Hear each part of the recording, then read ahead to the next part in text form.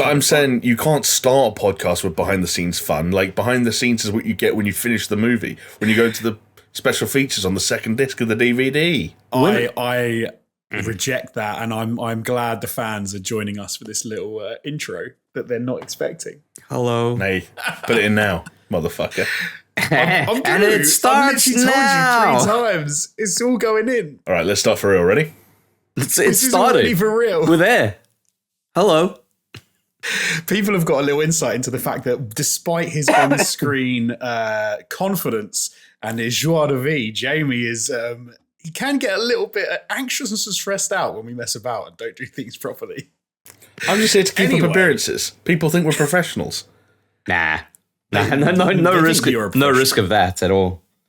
No, not at all. Hello and welcome to the SuperShow podcast. I am Alex Jones. This is Jamie and this is Chris. I don't know how much side you're going to be, so there we go. I'll just say, and you can look at where they are upon your screen. This is a very special edition version of the SuperShow podcast because whilst it isn't, anniversarily on the right date, this is our 3-year anniversary show because we started the podcast on the SuperShow back in the beginning of 2020 in January.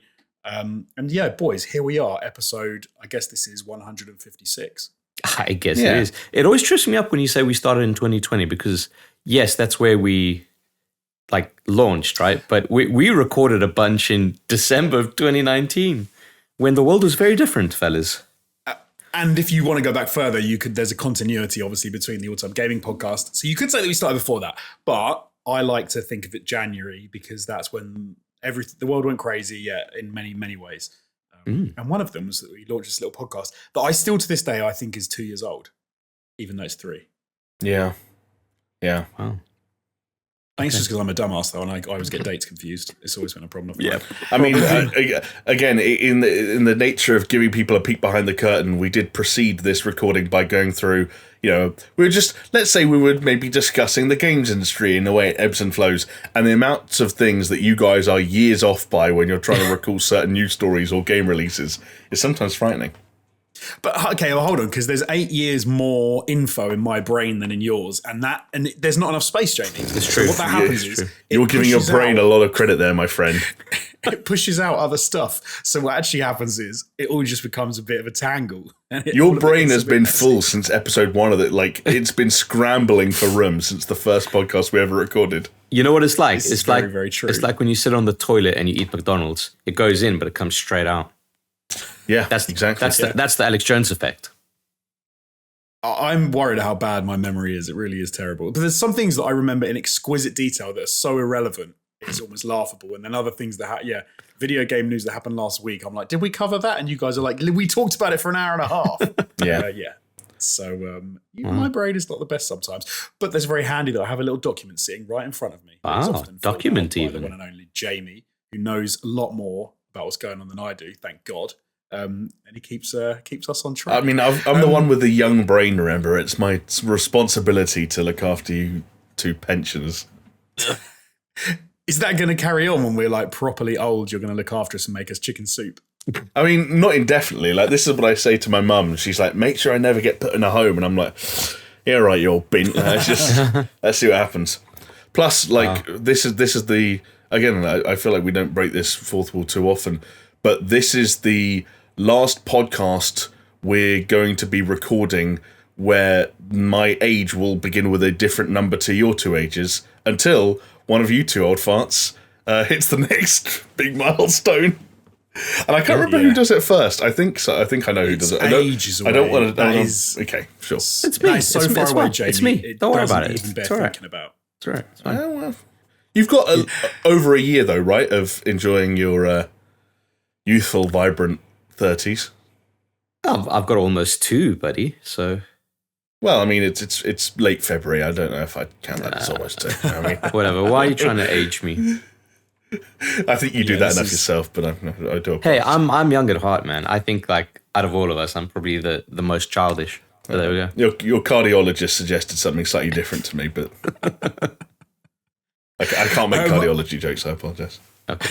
I should I should quickly mention before we sort of get into this little, I suppose it's a bit of a retrospective of the last 3 years. We are, in fact, a video game podcast, just in case you don't know who we are. And we are not just on the platform wherever you are watching us. We are also on YouTube. We're on Twitter at SuperShow Pod. We are available on all the major podcasting platforms. I'm talking Spotify, iTunes, Google Podcasts, and we are on PaisleyRadio.com Thursdays at 10 p.m. So you can listen along live as though it was the 1990s again, and you were, listening to the radio in your bedroom. I don't know, playing Pogs. I've got no fucking idea. Pogs. Yes, Jonesy. But what I'm trying to say is there's many mediums in which you can enjoy us. So enjoy us. And if you do enjoy us, you can head over to patreon.com/supershow and you can support us for as little as $2. And so if you decide to do that, we'll be very grateful. But you don't have to. You can just listen. You can just engage. You can go drop a like, a comment. You can subscribe. You can do all of those wicked, amazing things, and we will love you for it. Or even if you hate us, we'll still love you. We're nice like that. So okay. For this podcast, what we're sort of doing things differently, boys, aren't we? We're going to do a kind of, like I said, a mini retrospective of all of the gaming news that has happened in the last. Not all of it, sorry. There are some relevant gaming news that's happened over the last 3 years. The big things that have jumped out at us, that have stuck with us, that even my addled brain has managed to retain. For the things that hasn't, Jamie's written them down. I mean, it's Chris wrote them down as well, I should say. It's teamwork. That is very useful. I'll tell you what, I'm going to read out some names of awesome individuals before we get on to a mini little catch-up. That's a great idea, Alex Jones. So I'm going to give a shout-out to some fantastic individuals. There are some people on screen right now, and you can see.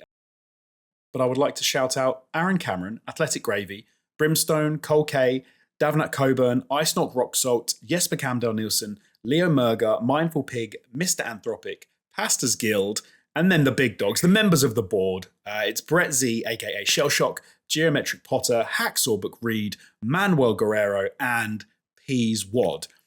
And many of those amazing individuals who have supported us have also been supporting us for the 3 years, which kind of blows my mind. Is a bit ridiculous. Yeah, we cannot say how thankful we are to the. I mean, do you know what? That's why these guys are at the top of the show this week, is because that is fucking insane. We wouldn't be here without fan support, right? No, not by a long shot. Yeah, no. So in fact, whilst us three are the ones you can see / hear at the moment, all of those people in our Patreons are definitely part of the crew as well. So a massive thank you to you. Whether you've been there for the whole 3 years, or whether you've been there for 5 years, or whether you've been there for a week, it's great to have you with us on this little journey. So thank you very much. Now, we've been trying to sort this podcast out for a few weeks, which is why we've been away for a little bit.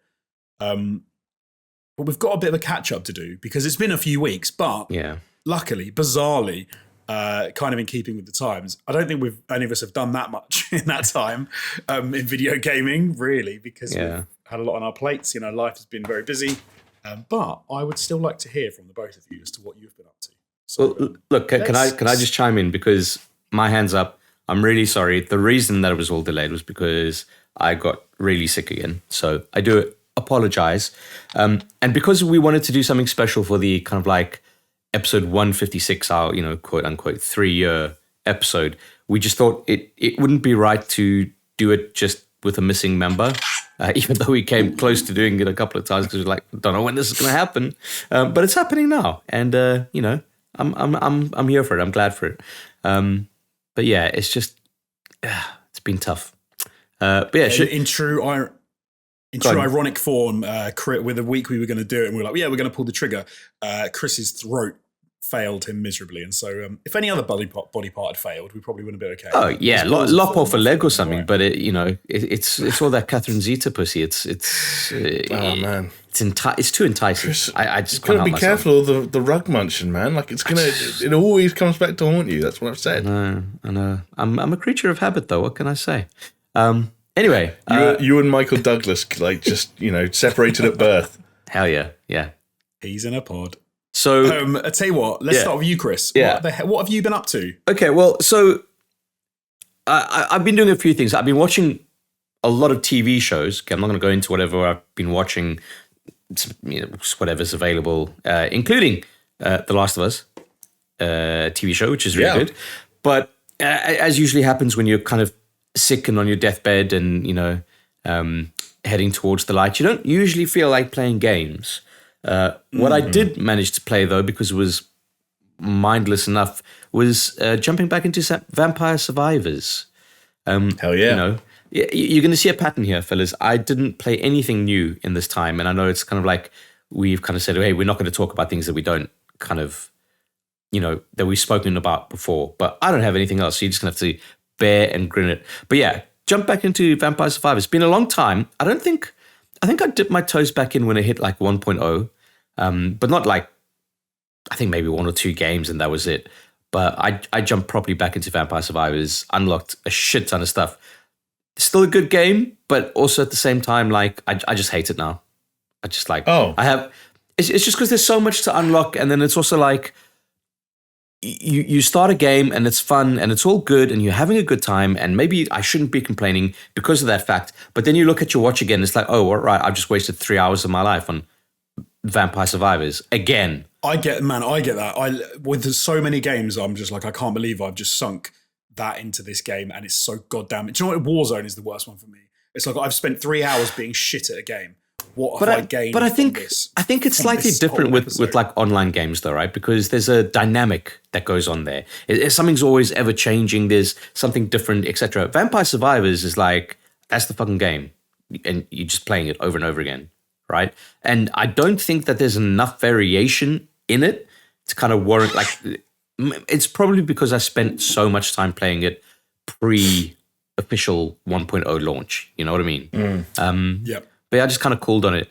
Then I've been playing some Elden Ring. So I'm maybe like 80 hours into Elden Ring now. No, 90.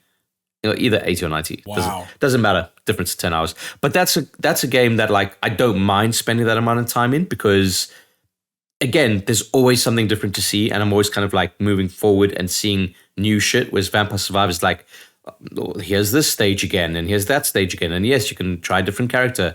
But like, outside of a handful of characters, they all suck, so who cares? But something that I'm being quite happy to jump back into, and I've only started jumping back into it, was Risk of Rain 2. And the reason is because on my Twitter timeline, I keep on getting stuff for Risk of Rain Returns, which is kind of like the return to the 2D side-scroller thing that's coming out this year. And it's just got me nostalgic for Risk of Rain. And I've been watching a lot of no-clip documentaries. One of them was on Hyperlight Drifter. And I'm like, man, that's like... They were talking about Hyperlight whatever, it's something, the sequel, going open world in a way. And just watching them do it in this like 3D style, I'm like, that's like Risk of Rain, man. Like, I should just play that game again because it's a fucking cool game. And it is a cool game. It's great. But yeah, the gaming equivalent of hitting my head against the wall and hoping for different results, but still finding it varying degrees of entertaining. That's been me since I've been sick. And that's what I got to say. Fair. Jamie, what have you been up to, my man? I still playing the usual kind of bits and bobs here and there, but the main thing that I've been playing since we last gathered and discussed video games has been Hogwarts Legacy, which has kind of been this weird thing where like we kind of, our last podcast was recorded sort of just as that discourse was kind of like bubbling away and reaching ahead, and then we sort of like dipped off the radar for 2 weeks, and now it has mostly died down, which kind of feels like a good thing that we don't have to dive back into any weird discussions around J.K. Rowling or the where our moral compass lies. We can just play video games, and I think Hogwarts Legacy is a good one of those. I've actually been I'd say pleasantly surprised for the most part with a lot of what I've experienced in the first 10 to 12 hours or so, largely because I was a bit worried, and like Jonesy, I know you've played it as well, so I'm curious to get some sort of your thoughts on how they, like, if you come from a similar place to me, because I can't remember, but I have no real Harry Potter nostalgia, so I was worried that the quote-unquote Harry Potter magic wouldn't be able to make up for a shortfall in anything sort of mechanically or conceptually, but it's actually been kind of working, running around the halls of Hogwarts. It's needs to get my terminology right. Hogwarts, because there's Hogsmeade. I've learned, Chris. You know what's happened here. You like swivel the camera on Jamie's setup there, and there's like a wall of like Harry Potter posters and all of this stuff. He's like, oh, I don't know what a Harry Potter is. I'm a Hufflepuff. Hogsmeade. I'm Gryffindor, actually, and I'm a legit Gryffindor. I answered the questionnaire. It put me in Gryffindor. I didn't question the Sorting Hat. I said, yes, sign me up. But it's stuff like that. Like, I remember the Sorting Hat from reading the books, and between the vague memory I do have of Harry Potter stuff and the kind of magic that is there by way of what I presume was sort of like a passion and an attention to detail from the development team, that stuff kind of is brought to life in a very engaging way. And by the time you've unlocked the broomstick, which isn't that immediate, like it took a couple of hours, and you're flying around Hogwarts and the surrounding area, you're like, actually, there is, if you'll excuse the kind of the obvious message, there is a magic to this world and to this place that is weirdly pervasive. And beyond that, I just think that there's a lot of interesting mechanics that they continue to layer on as the kind of the hours roll by, and I think the accumulation of spells and especially the way they play out in combat is quite engaging. I don't like having to kind of hot swap between as many of them as I sometimes have to, but the combat itself is I think really well sort of like measured and kind of delivers enough of a punch. Like, this isn't sort of like, you think about like waving your wand, it could be this really kind of limp-wristed bullshit, but like there's a good kind of thwack to a lot of the stuff there, and it's like, oh no, if you did that to a human being, they'd really fucking die. So in my head canon, they're dead, which I like. Nice.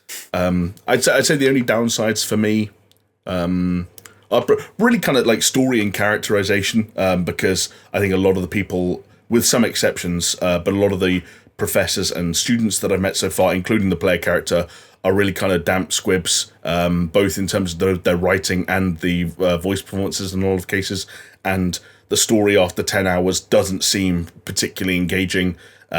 It seems like this very kind of familiar thing about the vague threat of like an ancient magic falling into the wrong hands and you having to use your predetermined ability to see and access and utilize certain ancient forms of magic to keep them at bay. And it's like, this isn't really motivating me to keep playing, but do you know what it is? Using Expelliarmus on a goblin and making his wand disappear so I can push him into a barrel. Thumbs up. What did you think, Jonesy? Yeah, I think I'd have to parrot a lot of what you said. It's kind of a weird one, because I know that obviously there's a bit of a controversy when it first came out, and I was in a weird space because I thought it was going to be crap.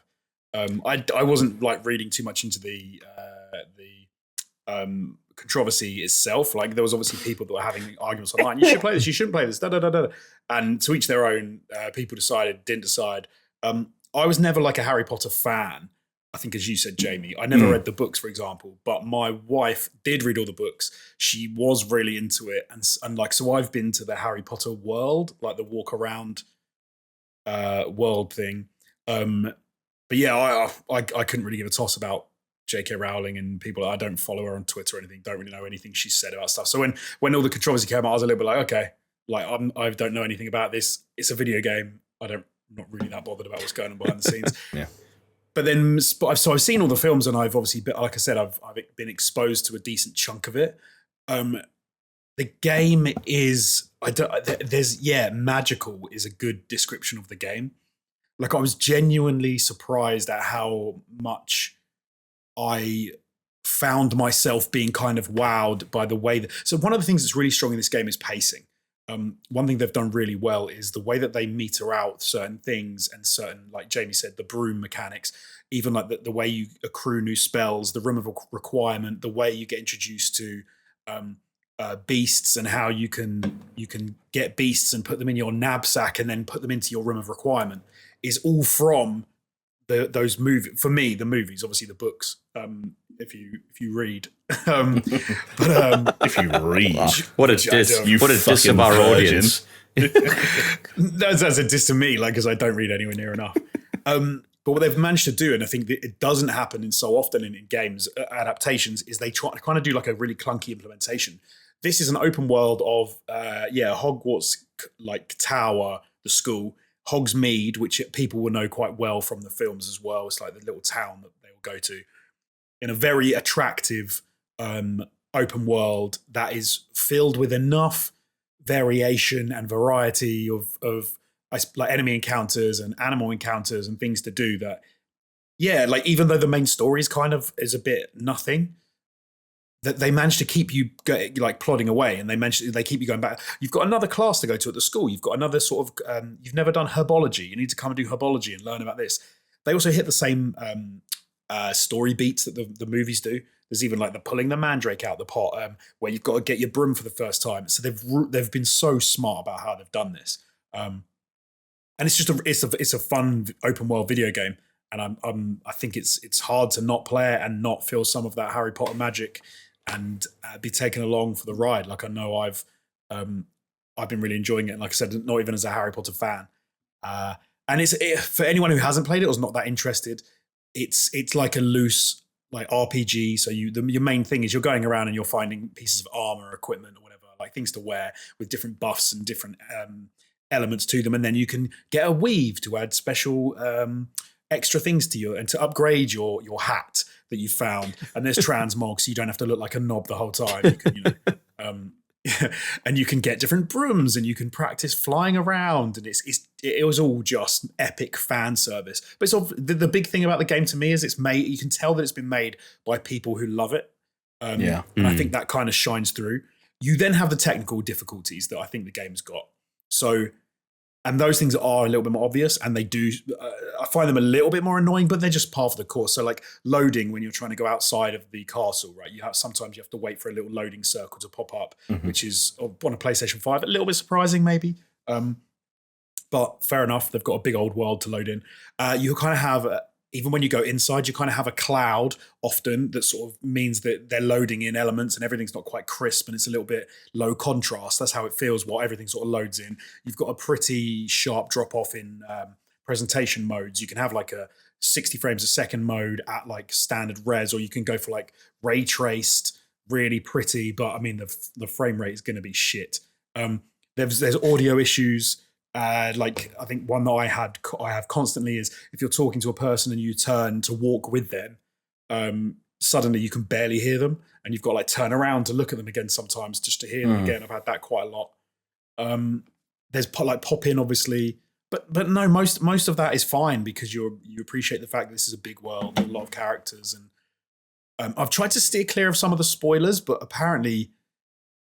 The level they've gone to, even like in Hogwarts, the castle in the game, to add in things that fans would enjoy. So little secrets here and there, little things you would know about, is impressive. And I find it hard to not be impressed. Did you say spoilers? I've tried to steer clear of spoilers. Right, okay. I have seen some spoiler type things, so I'm not going to mention what they are. Okay. I was going to say I had a major spoiler. That phase on Twitter where people were replying to popular posts with Hogwarts Legacy spoilers is kind of like a form of protest, I guess. I had a major spoiler delivered that way, and there's looping it around to make it sound like a criticism, which I don't mean to, but it is one of those things where it's like, oh, okay, I don't care. Right? Yeah.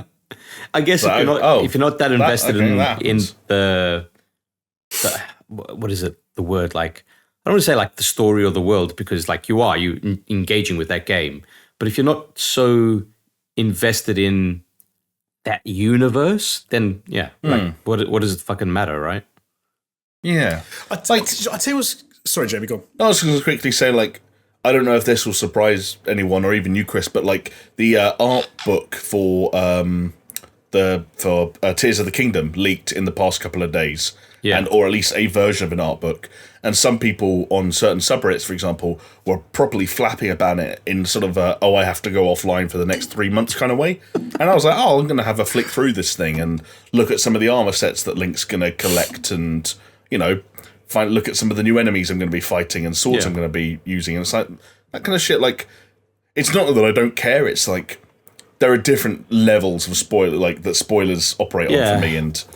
Yeah. I guess also with like Legend of Zelda, like Breath of the Wild at least, it's like it doesn't seem like a game that lent itself much to spoilers anyway. Like there's not a lot going on always with that felt that as game well. in terms of that kind of spoiler territory. Like, sure, you could always say you want to go into an experience like virginized, for lack of a better word.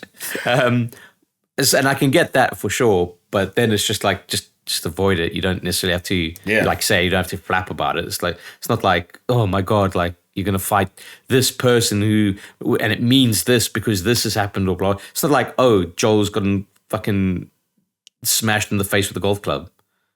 Levels. My brain went straight to Last of Us as well. It was they're so different. Like, Breath of the Wild, like what you can fight Gammon. Oh, his name is Gammon. like straight away. Gammon. Yeah, you go and you fight Gammon. That is if that was the twist. There's no more Ganondorf. It's just Gammon.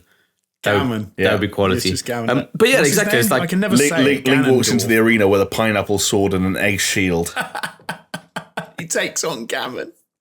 I like it. That'd be great. But like, yeah, exactly. It's like, oh, okay, so maybe it's got this character from the quite frankly like meh lore of Legend of Zelda. It's like, okay, fine. So the spoilers for me with Legacy that I was trying to steer clear of was I saw a few people mentioning about things from the movies that are in the game that aren't necessarily part of the story, but they were like, they're things that have been included as like basically more like Easter eggs. Yeah, okay. So that falls into the category of like the virginization of your eyes and your experience. Because stumbling upon that stuff is good and exciting. Like I remember in Breath of the Wild, like stumbling across the first time you see the dragon flying over Laranu mountain or whatever it fucking is. I'm like, that's fucking wild. Or you find a skeleton horse and you're like, what? That's fucking wild. Like, but again, it's like if someone told me that, I'd be like, oh yeah, cool.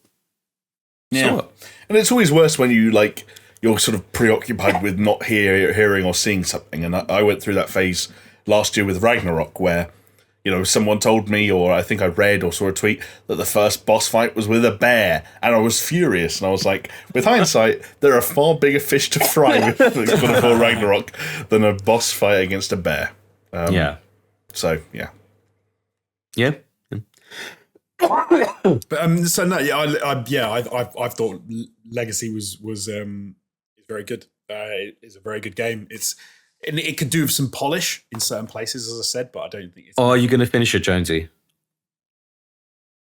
It's funny because I don't think you need to. Finish it. Like, I almost think you don't need to finish. That's the sort of game that... I get that. I think the way that they've done the world... Do you know what's funny? I always imagine it's kind of like what Fallout 76 should have been, whereby you can play the world... Like they should have. Fallout 76 was like, it's a game with no story where you can just have a good time and make your own adventure. I mean, that sounds like Sea of Thieves. But almost with like Hogwarts Legacy, because of the way the game works, like it is tied to progression within the main story campaign, but they almost could have had it so that it doesn't really matter if you do the ancient magic, goblin power thing. It almost feels like a separate narrative. And then the main narrative to the story for me is you're a new student at Hogwarts learning all the stuff that you do in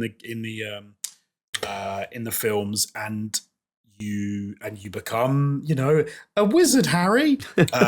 Jamie, what do you think? Yeah, I'm not sure if I entirely agree with that. I think if they maybe put some more work into kind of the clockwork style of like being at a school and enrolling in a school in the same way that something like Bully did back in the day, where for anyone that doesn't remember, Bully actually went as far as to have like a clock that ran in real time, and you was on you to get to lessons on time, and if you weren't if you skipped a lesson, you were a truant, and the prefects would come after you, and likewise if you stayed out after curfew, like shit would go down, and so there was some kind of push and pull there, and that could have been an interesting way of suspending the kind of the day in day out routine of Hogwarts Legacy and being a pupil at Hogwarts Legacy and giving players a bit more agency in that.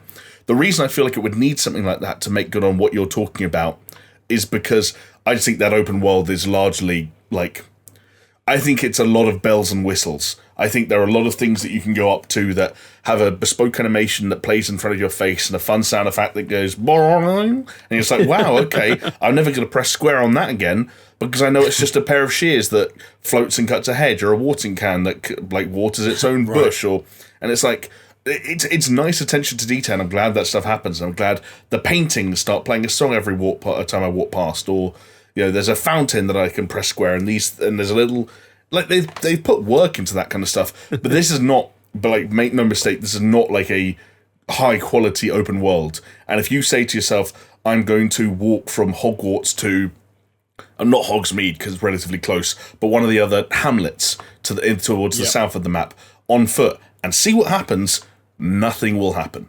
Like you will, you'll see some NPCs. You'll see some NPCs and but nothing will happen. And don't get me wrong, I'm not trying to like usher in something where like everything has to be like I'm not trying to. I know someone's gonna make the kind of the lame Red Dead 2 argument and be like, oh Jamie, would it be better if you had to suck venom out of someone's leg on the way? Like I'm not saying that. I'm just saying that, like, Hogwarts Legacy's open world is one that's defined by, like, small smatterings of NPCs, and if you can interact with them, they either give you a generic side quest or they're a vendor. Like, and that's kind of it. I think I would agree with what you've said. The only thing I would maybe push back on a tiny bit is I think the way that they've designed, so like you said, a few of the things, like, there's magical things going on where they don't really do anything. You can just like push square on it and it'll do a little thing. Oh, the globe spun. Yeah, exactly. Like a little magical thing will happen. There is an element of like, they've done quite nicely, which is that everything visually in the world, they've done a good job to make it seem like there's a lot going on. So like, I think someone said like, you can see a hippogriff fly in and like catch fish from the river or the lake. But that's what I said. It's bells and whistles. Like I don't think there's anything interesting on a systemic level when it comes to Hogwarts Legacy. No, the difference compared to something like Red Dead 2. I mean, I suppose you could say, well, Red Dead 2, the authored things are finite, but the difference is in Red Dead 2, it feels like you could suddenly fall into a side quest that you may never have stumbled upon. Hogwarts Legacy is not that. If you're meant to go there, there's a waypoint on the map, and there's someone standing there ready to give you a side quest. Right. It's not one of those. And again, I don't want to pretend that like it will make it sound like I'm trying to say Hogwarts Legacy is unique in the kind of the old school nature of its open world. It's actually still, for most parts, the standard.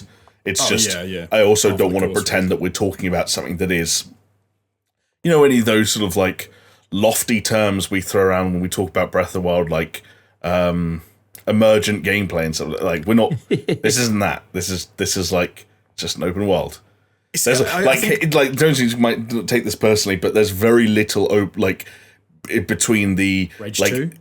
No, I was going to say the degree. I was going to say Gotham Knights, like in terms of the degree in which. Why would I say that personally? Because there's a podcast that I can pull up and I'd find some quotes from and quote you one-to-one on next week's podcast if you like, where you went to bat for Gotham Knights. I remember it. You said it was a contender for Game of the Year. Wow. And I think, did you give it a 9 or a 9.5 out of 10? 9.3, I think. Okay, that was it. Yeah. I think I saw someone say that Hogwarts Legacy is not an open world. It's like I think they called it like a pseudo open world, which is probably fair. Like, do you know what's weird? Is that some of it almost feels like background dressing to Hogwarts School and Hogsmeade. Like it kind of feels like that in a weird way. Like the in-between sections are just there to look pretty and link the things together. Which just connective tissue, yeah. Which is fine. Like that's absolutely fine. Like you can. There's nothing to say that a game needs to have an insanely emergent open world. Like I don't think it needs to be that at all. That's almost like old school in its approach, right? Because I remember when everyone and their fucking dog had to have an open world, but they didn't necessarily have the budgets to build them, so they have these hub areas, and they'd just be like, yeah, but just put those hub areas in an open world with connective tissue. And you're good. And there were so many of those at one stage. You can also go the other way though, right? Because I think the idea of like, I live in a village near a town. If you walked from one village to another village, nothing's going to happen on your journey from one to the other. Like I don't feel like it's a necessity that like crazy shit happens. It is weird because I think with a game like Red Dead Redemption 2, I think we were teased with a game that was still scripted but felt emergent. But because of it felt different. Every other game after that, you're like, well, why is it not as good as Red Dead? It felt like a world that knew you were a part of it, And like Red Dead 2, the thing about Red Dead 2, it's not about. Sorry, I really apologize for anyone that's angry that I've invoked this conversation, but it's not about whether or not it makes something happen and whether or not you get the venom sucking thing. It's about the fact that if you went into the town and put a gun to someone's head and pulled the trigger, like that town would be different from that point on. That NPC would never come back. Other NPCs would react to you differently. You're standing within the. Well, I mean, you're making a face, but I don't think I'm saying anything untrue. Oh, no, the NPC thing, like I killed the dude. No, but what I'm saying is Hogwarts Legacy is like you can stand in the middle of the most populated town in Hogwarts Legacy and fire and cast Expelliarmus on a cat, and like it will bounce off the cat, and no one, like not a single NPC will even glance at you. So it's just like there's, like I said, there's nothing systemic. It's like a Disney theme park ride. It's like things are going to happen when it's time for them to happen. But like, there's no, like the NPCs in Hogwarts Legacy don't have AI. They're not aware of what's going on or what you're doing, and there's no morality to it. Like, that's what I'm saying. Like, there's nothing systemic about it. It's all. Oh, so no, the only thing is because one thing that always makes me think of Red Dead. I was always like, what? Was there's a guy who comes out and asks you to do something. I think it's like shoot a bottle or something, and I killed him by accident. And he died, and then about an hour later, he reappeared and asked me to do the same thing again. And I was like, "Dude, you're fucking dead. I shot you." But you understand my point, like no, of course, no, the wider point. Yeah, I'm with you, completely with you. Okay. Hogwarts Legacy, like you can. There's two people having a conversation, and you could fucking have a cadaver like at one of them, and they wouldn't even blink, like they wouldn't even know you've done anything.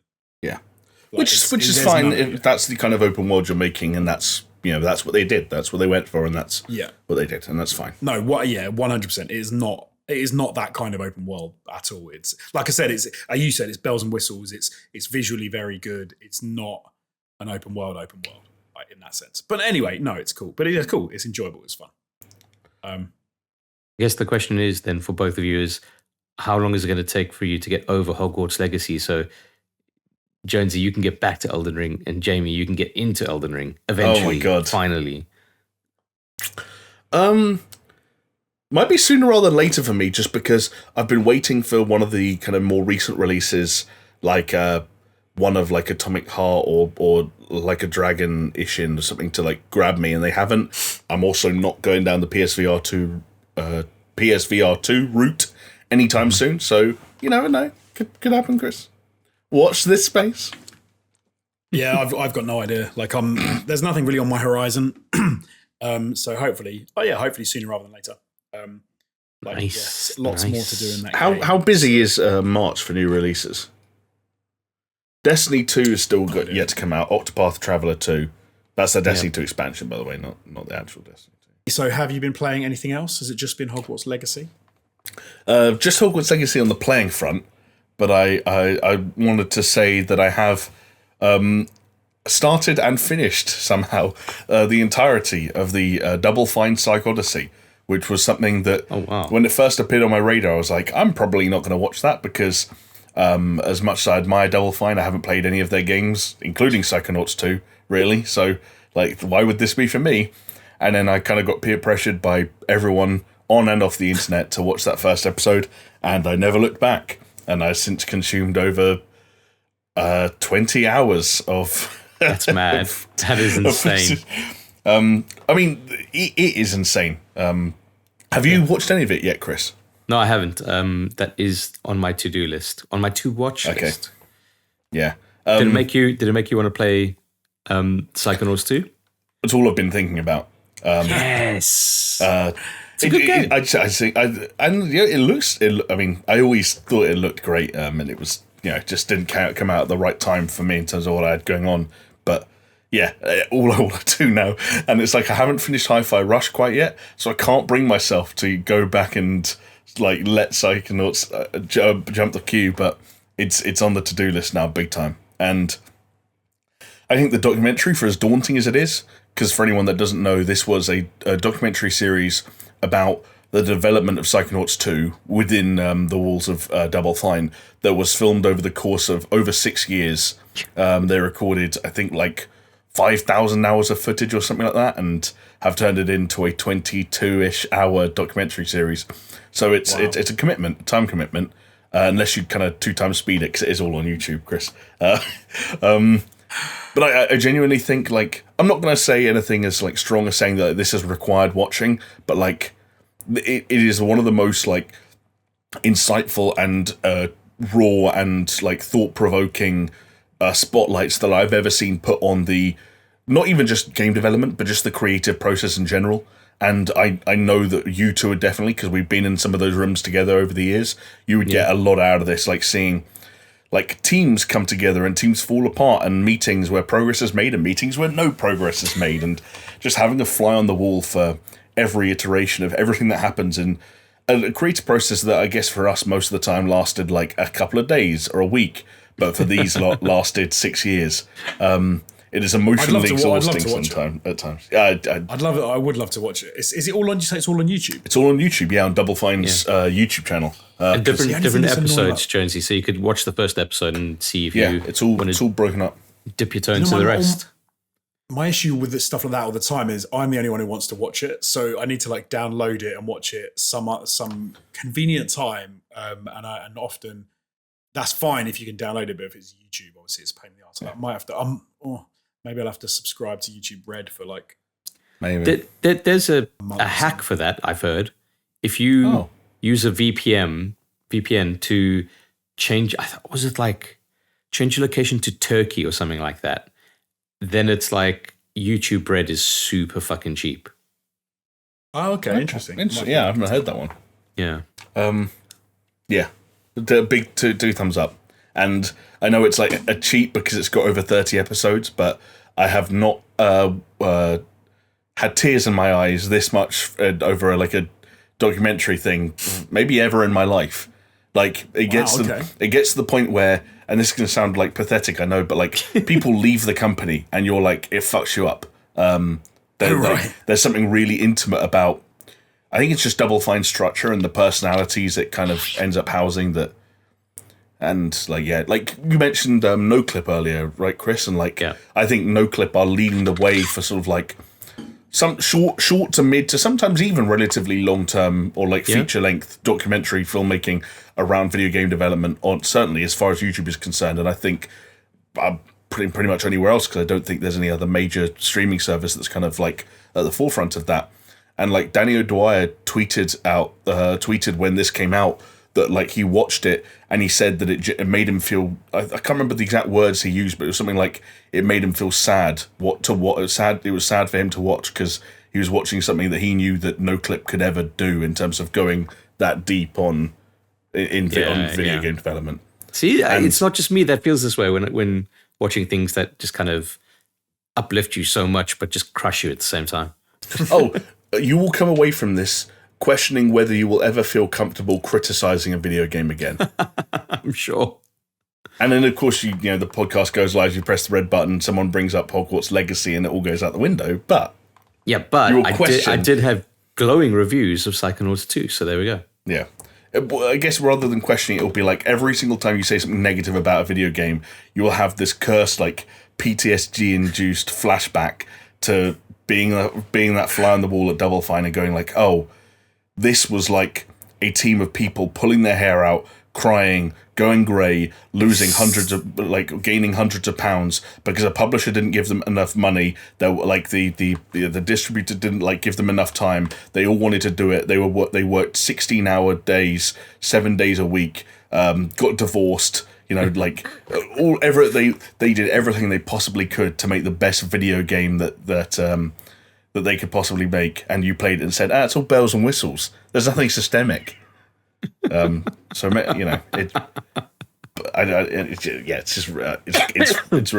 really great. It's really great.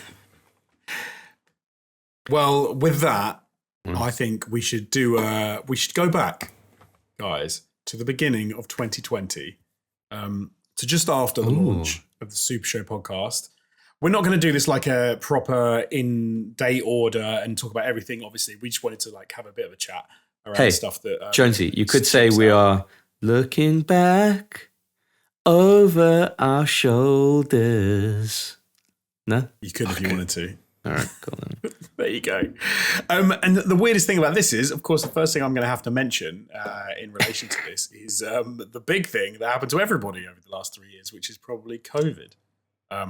Oh, which God. seemed to there sort you of it coincided with the start of the podcast quite nicely because, funnily enough, the weekly meetings, video calls, little rendezvous with you two fellas was one of the things that kind of kept me sane over that whole period. go. Oh, when 100%. we were in Jesus lockdown, Christ. so- Yeah. Vital. At one point, it was Yeah. the only way I knew which day of the week it was.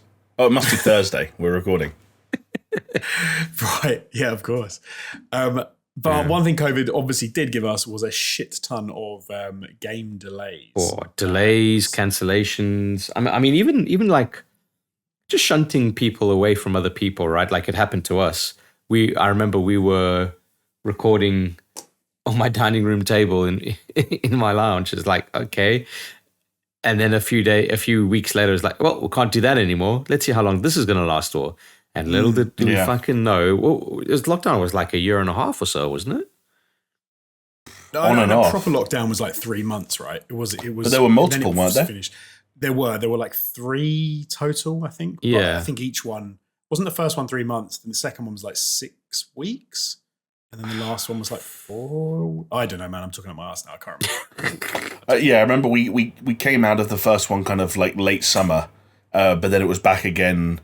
I think it got to a head just before Christmas because I literally got cut off from my Christmas plans because they were. Remember they tried to do was it zones or like threat levels? It was like stars, like a GTA rating. Oh yeah, London was on 5 stars and the army came. So yeah, police spawned behind you, a la Cyberpunk. You know, exactly.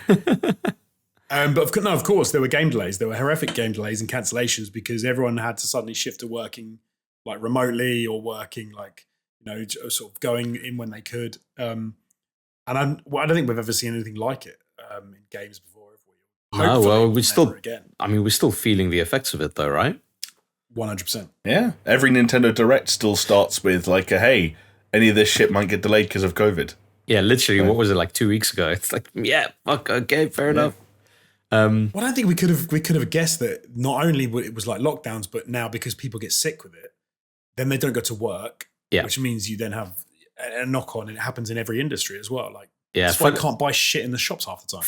Funnily enough, that's exactly what the Heart Machine devs of Hyperlight, whatever the new one is called, were talking about. They had a deliverable that they had to send to Gearbox. In the documentary, they're talking about it.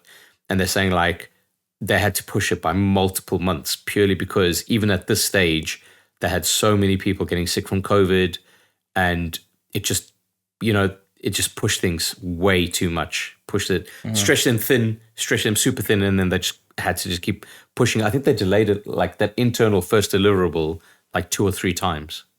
It's crazy. Like it's so funny to think that like we're out here trying to live our best lives, but actually, there is still kind of a pandemic going on, but it's just not killing people, and it's not as bad as it once was.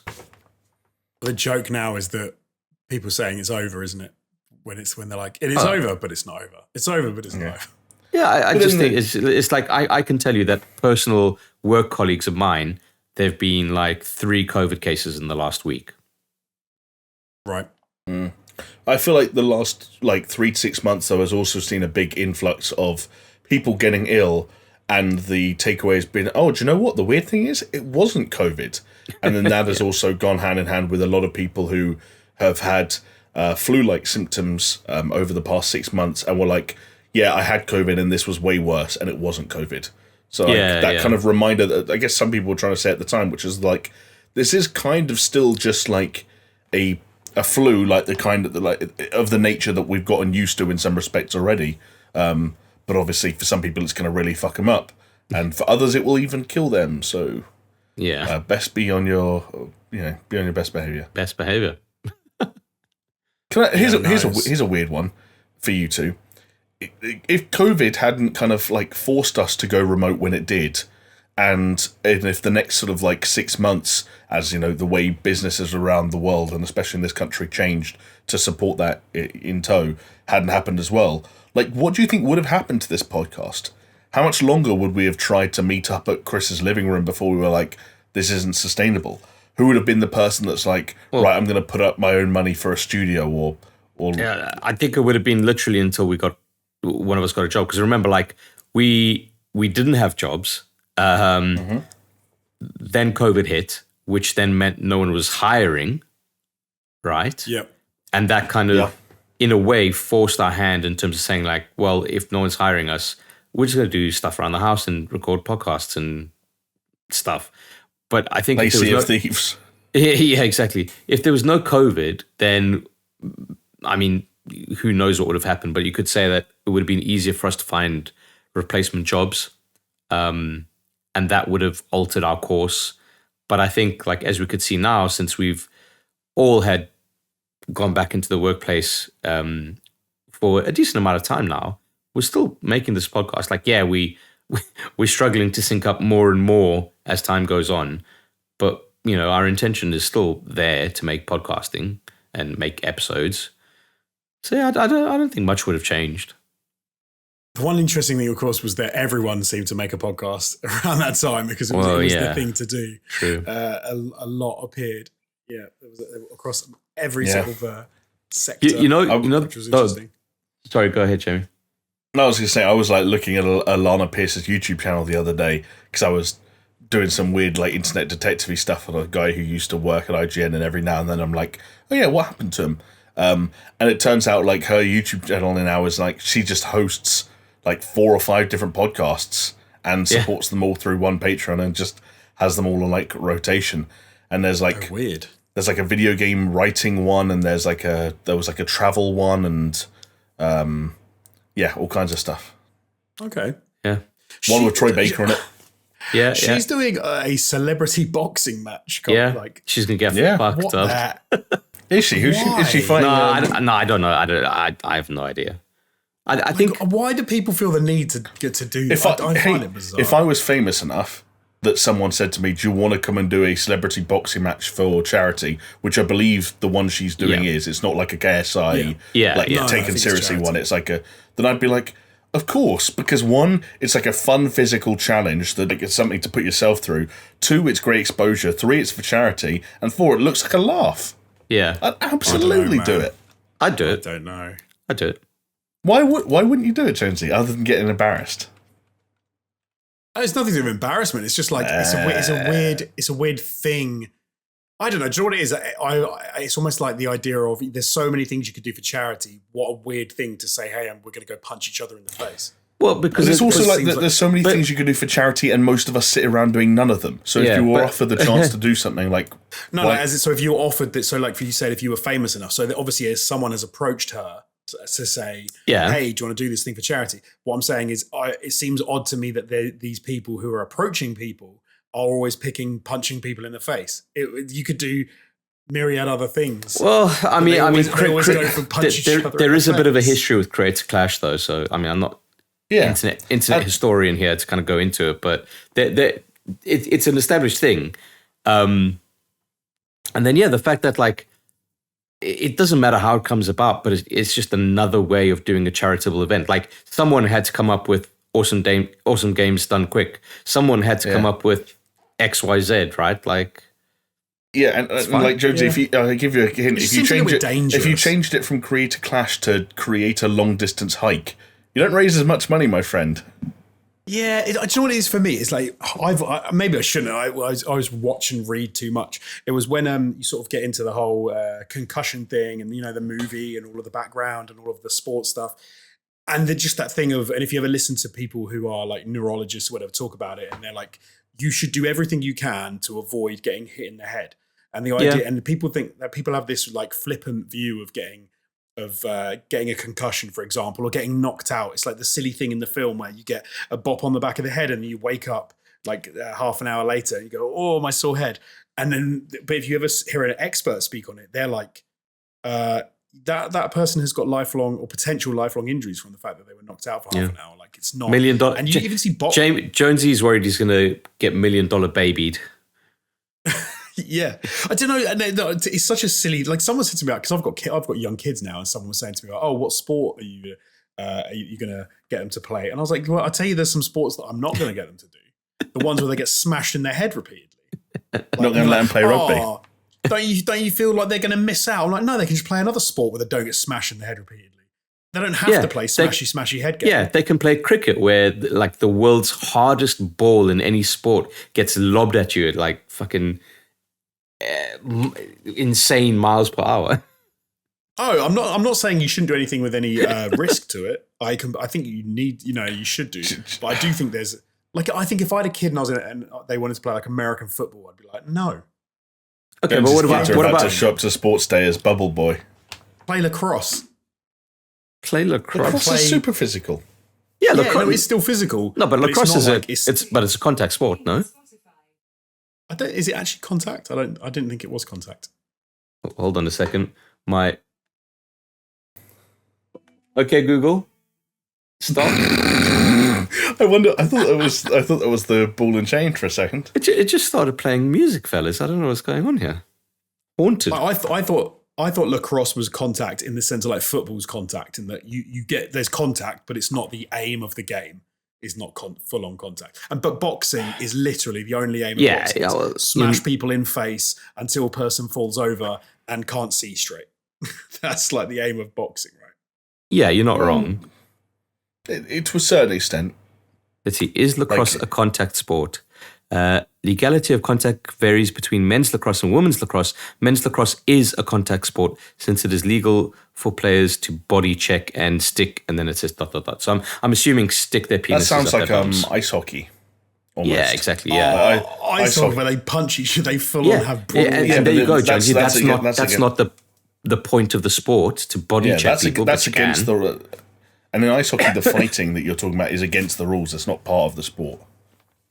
It's not part, but it is. What do they say? It's like they have the enforcers who that is their job, but then they know. Yeah, like because it's a thing that happens, but it's not like it's in the rules where it's like, right, you're allowed. Like they do get sin binned and stuff like that in a way that like the the referee kind of like, okay, I have to punish you because you got in a fight kind of thing. Yes, yeah.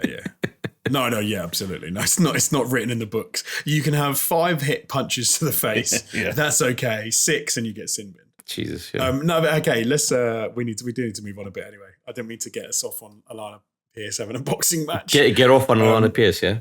I mean, wow. You say so. Interesting choice of words, Jonesy.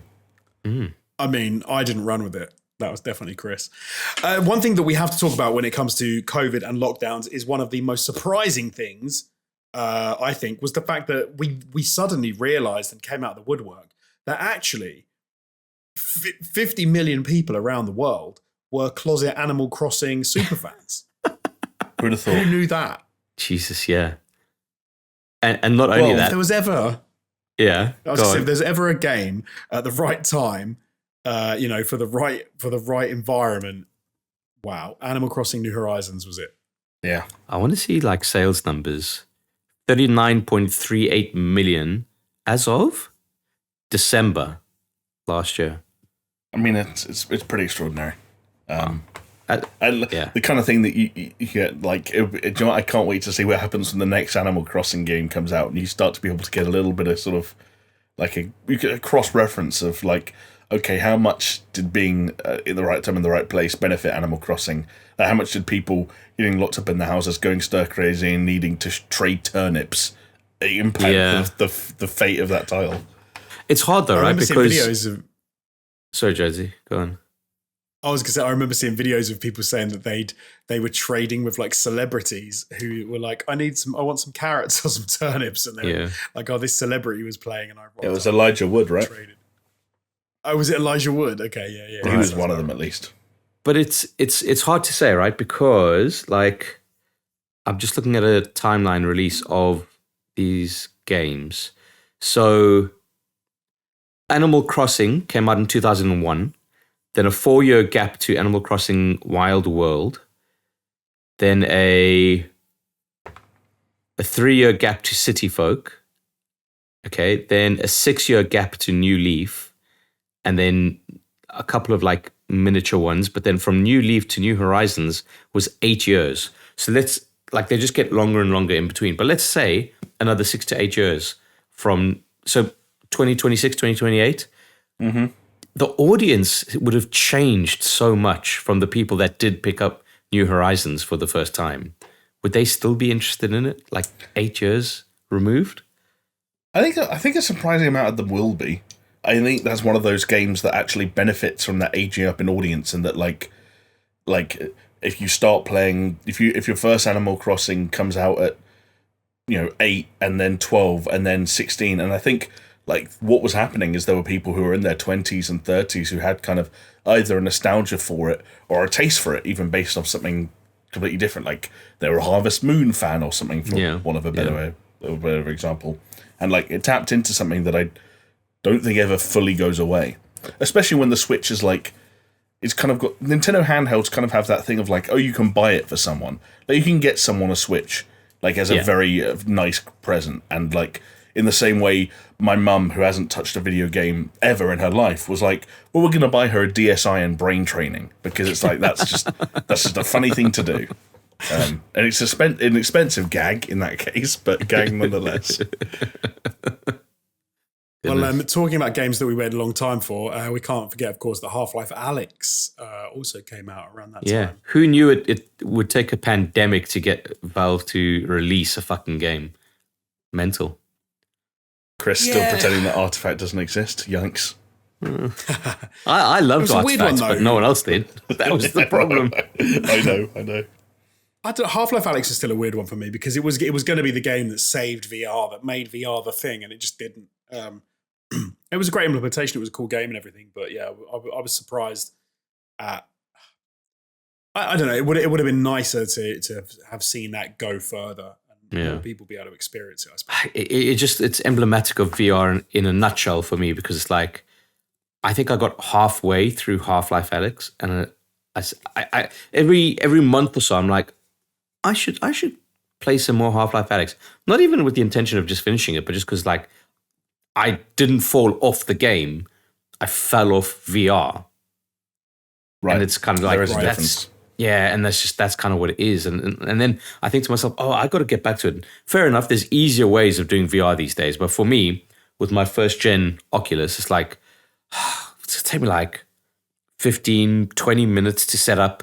Although, because I haven't done it in such a long time, probably going to take me a little bit longer, because I've got to update drivers and this bullshit and that. It's just like, it just can't be asked. Just open up Steam and play Risk of Rain 2 in literally a minute. Why not? Yeah. There's also, I mean, like, I do think there was an element of, it's a Half-Life game, it's absolutely incredible. But so I played some more Half-Life Alyx recently, and one of the things that made me go like, I don't know if I can really be bothered to keep going away with this, is the way that you have to play it. Like, you can't, it's quite slow.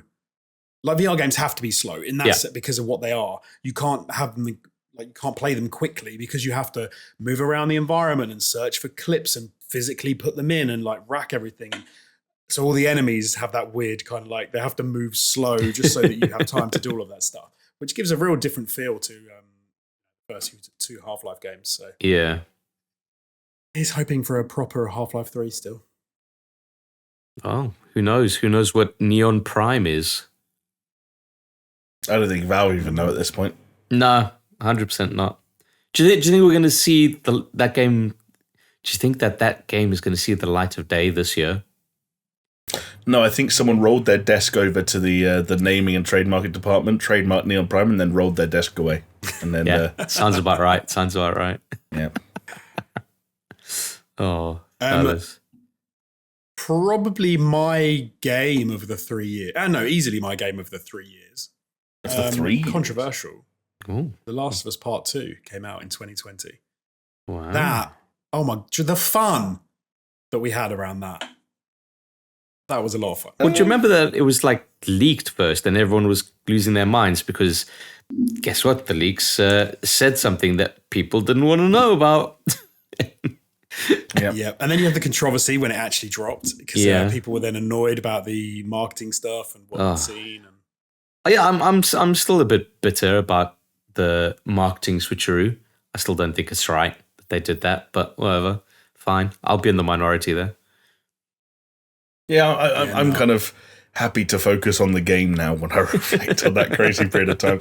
Because, between it all, between the marketing stuff, the spoilers that meant we were all on sort of high alert for anything, passing our way. But then also just like there were although it can be entertaining sometimes to kind of be impartial and have a podcast and chat about all that stuff, some of the discussion around The Last of Us 2 did get a bit long in the tooth by the end, and I do still genuinely believe that there was some like, I'm not going to say which side I thought they were on or what I thought they were saying, but there were some pretty deluded, weird people in and amongst those conversations and arguments that I was just reading your stuff and I was like, if this is where your brain is at, then like, it's a reminder of just how different humans can be from one another. And how little I understand what's going on inside your head, my friend. I think a big part of that whole thing, though, was people just wanted anything else to focus on. Like, so it was almost a sense of like, because it does. I love to get deep into all that shit and read what people are saying, and at the end of the day, it is almost like none of it matters. You realise that you're arguing about something which is fucking irrelevant, but I love to go back and forward. Yeah, a lot of them still do. Like, I'm pretty sure there are still. I mean, I haven't waded back in there now the show started, but Last of Us 2 sort of like forums and subreddits that are devoted to kind of anti-Last of Us propaganda, anti-Neil Druckmann stuff, like the usual sort of shenanigans. Wow. They rear their head every now and then. That is, who can be asked? Who can be asked? One of the things that something that did happen that I don't think we were expecting. Sorry, were you going to say something? No, I was going to say when it comes to the internet, a lot of people can be asked. I think the Xbox buying Bethesda was one of the things which was surprising, and I hadn't expected so many people losing their absolute shit at the fact they were like, all of the games we're not going to be able to play on PlayStation from this point out. That was a big moment. That was an epic moment. And it was 3 years ago, and we're still seeing the rollout. What's Chris's pulling faces? I'm so confused. I went to reddit.com/r/Last of Us Part 2. You want the one without the word part. Right, okay, because this one, there is stuff on The Last of Us Part 2 here. Okay. But the subreddit is called Transformers Rise of the Beasts fan page. Right. If you go to the one that is The Last of Us 2 without the part, that is the one. Welcome to the most active subreddit for fans of The Last of Us. Part 2 is not canon. The top post at the moment is from 11 hours ago, has 250 upvotes, and it says, I really wish I could wipe this scene out of my brain, and it is a meme format where Keanu Reeves has been buried alive up to the neck, but his head is sticking out from the dirt, and there's a phone in front of him sticking out of the ground, so he's basically forced to watch it, and it's the Abby sex scene. So yeah, like as I said, there are still a surprising amount of people out there who wake up on a Monday morning and they're like, do you know what I'm going to do? I'm going to make a Last of Us 2 shitpost. And it's like, okay, well, it was nearly 3 years ago and most of the world has moved on, but however you choose to spend your time is completely up to you. Yeah. Wow.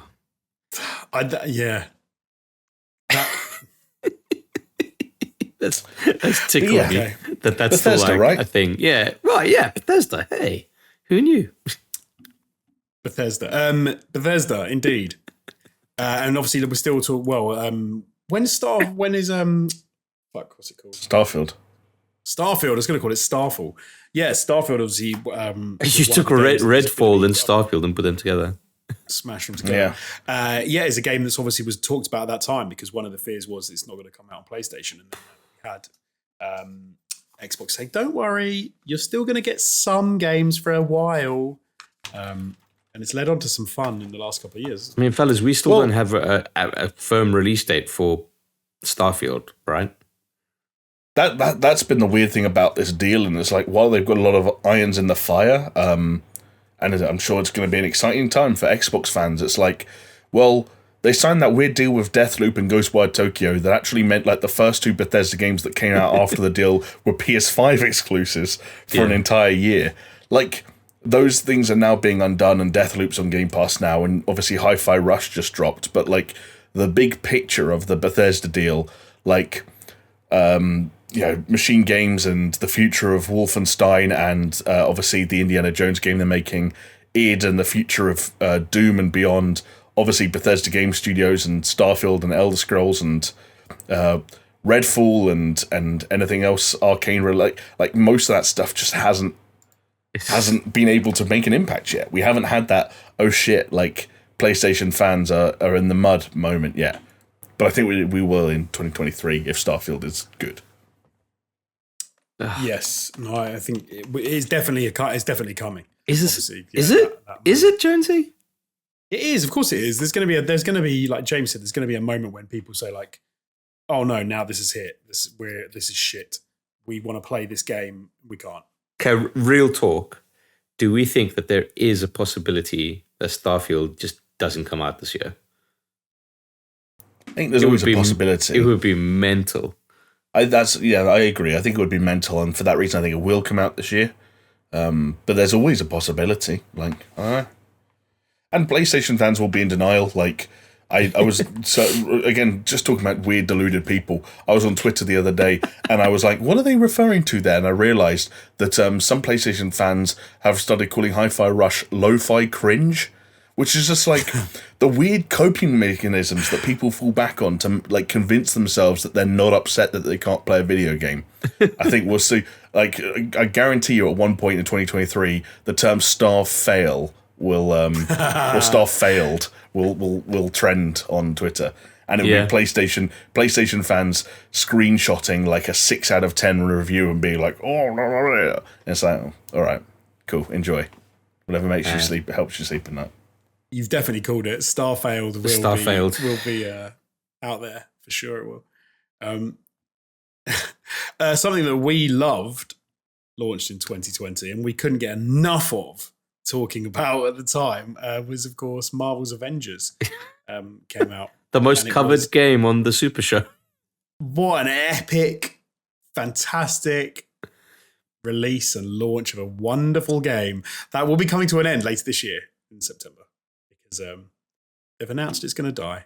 So 3 years. A lot longer than I would have pegged it for, so fair play. Wow, Chris and pegging, who would have thought? There you go. Yeah, didn't we actually have a conversation at one point about when it was going to die by the end of like 2021 or something? It was we had said did so badly, didn't it? Yeah, we had said that. Well, I had said I was a big champion of this, and clearly I was wrong, so apologies. But I had said that as soon as they had concluded their Spider-Man PlayStation exclusive deal, that there was no point for them to carry on. I mean, I stand by that I was right, but you know, the game's still going. They did have loads of delays as well, didn't they, with like releasing characters and things. You had the whole Hawkeye thing was supposed to, and Black Panther stuff was supposed to release much earlier, and it all got Yeah, I don't know. That game, man. Maybe the irony of that game is that it would have been cancelled much, much earlier, but because of delays, it's like they've dragged it kicking and screaming into 2023. Yeah, it is kind of crazy, man. But like that game, do you see that there was there's been a bunch of articles saying that the creative director has come out apologizing for the game, but now it turns out that actually that was just bad reporting because it wasn't the creative director at Crystal Dynamics. Yeah, it was some from like Virtuos or something Virtuos, like that, right? yeah. One of the support studios. Yeah. And like classic like journalism 101 where like a bunch of people had decided that person probably did their research, so I don't need to. Yeah, exactly. Fucking sheep. You know who else is sheep, fellas? Everyone who bought a PS5. But good sheep. So, sometimes not bad thing. I went to game to pick mine up with my mask on, standing in a queue. Yeah, I don't mind being a sheep for the PS5. Hell yeah. Yeah. It's a good console. I didn't go to the shop. I had mine delivered, and when the man was at my door giving it to me and I was signing for it, he looked at me afterwards and went, "Is that a PS5?" in kind of a cheeky way. And I momentarily thought, should I lie in case he's planning on breaking into my property at a later date? But I didn't lie. I was just like, yeah. Oh, man. And you know what? I will say, as someone who has played Astro's Playroom in the last 48 hours, what a fun console launch that was, and how cool it was to get hands on the DualSense for the first time, play through Astro's Spider-Man Miles Morales. Do you remember when all the fucking journalists were saying how wild the controller was? Wild. Yeah, it was like the word of the year. It's like, it wasn't even the word of the year. It was like, oh, okay, clearly the marketing spin is happening here and they're paying you to say how wild this fucking experience is. Because I can tell you something, fellas, as cool as the DualSense is, it's not fucking wild.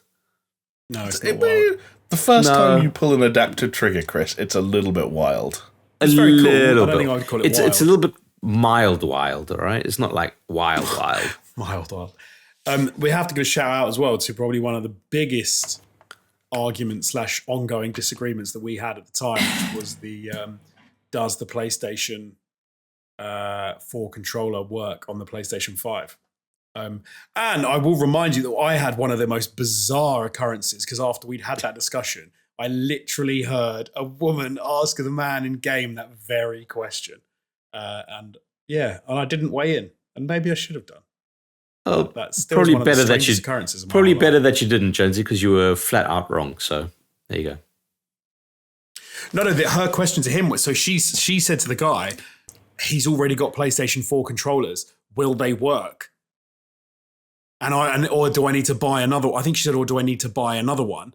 And I think the guy said, oh no, yeah, they'll work. I'm pretty sure he said, oh yeah, no, they'll work fine. And I was like, they're not gonna on the PlayStation 5 games. And I was like, should I say? And I thought, they're not asking me, man. It's COVID. Everyone's wearing masks. Are they really going to appreciate me sort of like getting involved? I was like, I think that's the best thing that's come out of COVID is the fact that people have just kind of like minding their own business a little bit more. Because it's almost like, I don't want to speak to other people. Fuck this. Yeah. Should I let you in on a little secret as well? I asked ChatGPT. You're obsessed, man. For anyone who wonders what the last 2 weeks has been like without a podcast, it's just Jonesy discovering ChatGPT 6 months after everyone else. You can fill in the blanks yourself. I asked ChatGPT, does the PlayStation 4 controller work? No, you didn't. Yes, I did. Oh my God. You're in too deep, Jonesy. What did it say? And then it said... It gave the correct answer. Yeah, it said, to quote a popular gaming podcast, The SuperShow, by one Alex Jones, it does not. No, it gave a fully fledged answer. It said it will work on the PlayStation 4 games. It won't work on PlayStation 5 games. Blah, blah, blah. That's not the question you asked it, though. Yeah, no, I said, will it work? If you had to choose which of the following statements... ChatGPT gives you a whole... It never gives you like a quick answer. It gives you a whole breakdown, longest answer. So it gave me the whole answer. It said, it will work on these, won't work on that. So then I said to it, if you had to answer yes or no, does it work? And it said yes. Yeah, I agree with that. Like if you... And then I said, can you explain your answer? And then it's... I think if you were forced to make a statement, if forced to choose between one of two statements, PlayStation 4 controllers work on the PlayStation 5, PlayStation 4 controllers don't work on the PlayStation 5. In my opinion, it's very obvious which of those is more accurate than the other. If you had to choose one, I'll have to paste it into ChatGPT and see what it says. You just told me what it said. No, so I said, if you had to say yes or no, and then I said, can you explain your answer? Yeah, I just said basically the equivalent of the yes or no question. I don't need the expansion. Fellas, we're slipping back into it now. Chris is right. I'm sorry. Yeah, I don't know. Like Jamie's it's literally trying to rehash unfolding the argument. I was just trying to tell you. I apologize. You know what? This is kind of this is like, all this AI stuff. It's like some kind of a cyberpunk-esque dystopia that we're living in. Because I also asked it about Last of Us Part 2, about the conversation we had the other day, because I was interested, and I asked it about that as well. Going to an AI for validation when all of your friends disagree with you on something is the most Alex Jones maneuver I've ever heard in my life. Dear ChatGPT, all of my friends say I'm wrong on this, so I'm going to keep rewording my question and asking, are you sure about that, until you agree with me. Then I feel good about my sad little life. It's the exact opposite. Is how do you ask something in the way that you remove any bias from what you're saying to get... It's not even a correct answer, though. It's an AI derived. No, because that's the thing. And every single one of those things, you've gone knowing what answer you want it to get, and you've waited till you've got that answer. I never do that. Nah. I literally never do that. Let's move on. Well, Yeah, for the listenership, I did try and segue us into Cyberpunk. Jonesy completely blindsided us. So here No, you go. I Remember when Jonesy was hosting this podcast? I love ChatGPT. It's a lot of fun to ask it questions and see what it says. But it's often wrong as well. So there you go. Not long after the PS5 launch, of course, there was the probably the biggest event of the last 3 years. I'm going to say. I'm trying to think of any of these other things we're going to mention. Probably, I don't think anything's bigger really. Yeah, the launch of this video game. Yes, I think it's the biggest thing. Like by what metric? In sense of like how I suppose in the conversations around it, the controversy, like how it sort of spiraled out of control. I don't know, because we've spoken about two massive games like Animal Crossing and Last of Us Part 2 that were in conversations for different reasons that were probably just as big. But I think if you had to go in terms of hype, yeah, maybe Cyberpunk was the winner. I think Cyberpunk would be bigger in the sense of not just hype, but also in like how pervasive it was and how long it lasted and how, like, because it's still going on now. Yeah, to some degree, to a certain extent, yeah. Like that's what I mean by how big I think. You could definitely argue that some of the other things have had more impact and led to more. Yeah, I think you'd definitely say in the industry going forward, you'd more likely say doing a Cyberpunk than doing a Last of Us Part 2 or doing a Animal Crossing. So yeah, probably. Yeah, like that pre-order, followed by like the reviews that it got, followed by the backlash to the reviews. Even the delays, Jonesy, the classic yellow screen, like right, yeah, it became such a fucking thing, didn't it? Yeah, zeitgeist. All of that was like just, yeah, it was a weird thing. And then as soon as it actually dropped and we started getting all those, it was always, for me, it was the T-pose. If you had to give me a standout image of the whole thing, it would be just see a Cyberpunk. I have never, even to this day, seen, I mean, other than compilations on YouTube, but like my actual experience of Cyberpunk, I've never seen a single T-pose. Huh. I've seen one, I think. I can't remember how many I saw. Maybe more than one, maybe like 3 or something. I can't remember. It was a low number, to be fair. It's a good game. Yeah, no. That takes us into like, so then about sort of 2021, as we got into 2021, we started talking about VR again. That sort of became a thing, didn't it? I mean, even now VR is kind of becoming a thing with PSVR 2, but I don't know, man. Like, I just think VR's VR, just whatever it's going to be in its own little sad boy corner for the rest of its life. And that's fine. I thought it was done. I thought it was kind of dead, to be honest. After Half-Life Alyx didn't resurrect it, I'm surprised that it became... The thing is, it'll always be a novelty. Always. And it'll... Because there is a certain wow factor to VR. Just like there's a certain wow factor to 3D, right? Like 3D movies, stereoscopic 3D, etc. There is always a certain wow factor, but it can never elevate itself beyond just a gimmick, in my opinion. Yeah. Fair. I think the 2021, the things that sort of really made everyone sit up and take notice, though, were things like, so we had the Activision Blizzard absolute, I don't even know a good word for it. It's just imploding, mate. Like just all the shit that was coming out of everything. There was Bobby Kotick, all the shit store, the Bill Cosby room stuff, like just madness, absolute madness. Just stop touching people. Simple. Doesn't seem that hard when you put it that way. Yeah, just stop. Doesn't seem. Seems easy. Yeah. Don't put your fingers inside. Just don't. Or around the outside sometimes. Even that's sometimes too close. True. And even if you're anywhere near them, it can be too close. It depends on the situation. Yeah, don't put your fingers near people. But do put your fingers near a Switch Pro if you can get hold of one. But they don't exist because they never came out. God, yeah. There was that whole thing. Who was the guy? Oh, dude, no, Bloomberg. It was like... Yeah, Bloomberg and then like all other fucking media outlets, like gaming media outlets were like, yep, Switch Pro is real. We know it's real. Multiple confirmed sources. And I think that's probably where we started properly coining the term like confirmed rumors, right? Yeah, who was the journo that said, I've spoken to my sources, I know it's real, don't test me? And then it was like, oh, this is... It was the Bloomberg guy who's not Jason Schreier. Yes, I think he I couldn't tell you his name.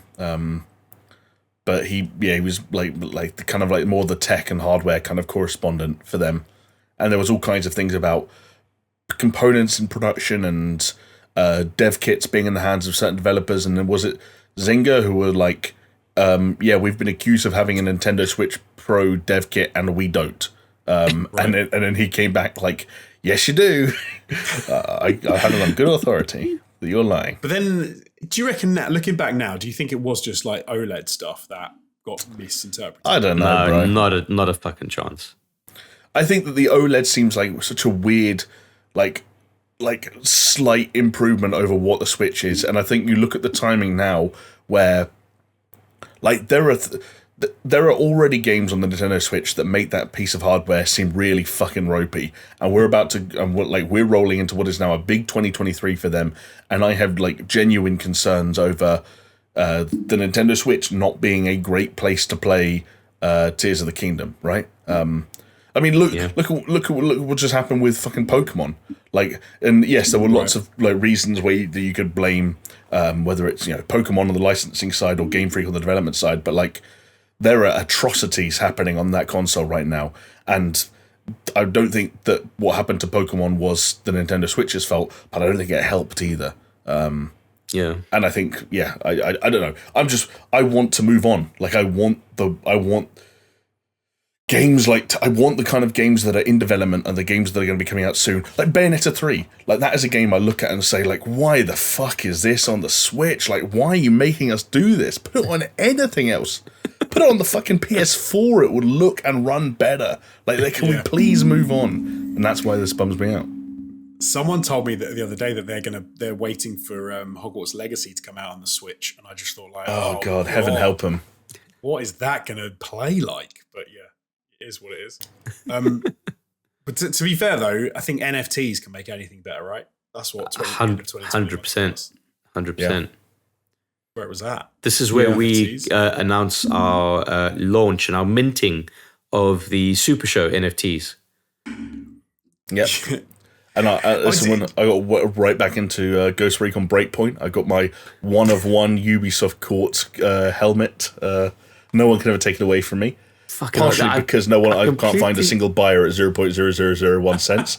But if anyone is interested, I completely forgot about that. Actually, like the whole Ubisoft Quartz thing. Chris, it's got the number engraved on the side of the helmet, so you can tell it's mine. Why did they do it on a game that was like 2 years old? Because it's fucking Eve, man. Like, why do they do anything? I think they probably thought they could resurrect it. They probably thought rather than on a new game, the thing to do is put it on an older game and it would give it some new life. But the problem was NFTs were so shit and people realized it so quickly that it was like, no, this is all going to die. Yeah. I'm glad we moved past that phase where the top response on Twitter to every single game announcement is, will this have NFTs? Yeah. And then the first response back to that was like, don't worry, there won't be NFTs. Unless you're fucking Square Enix, and then the president's like, yep, we love NFTs.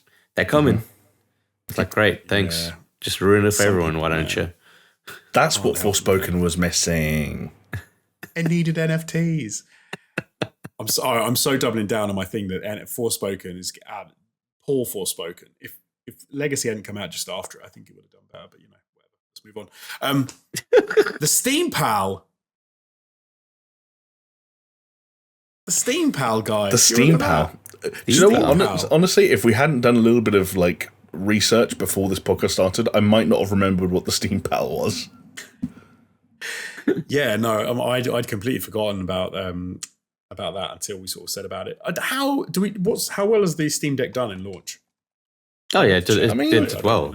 I think it was like all of their initial lot was reserved, taken up.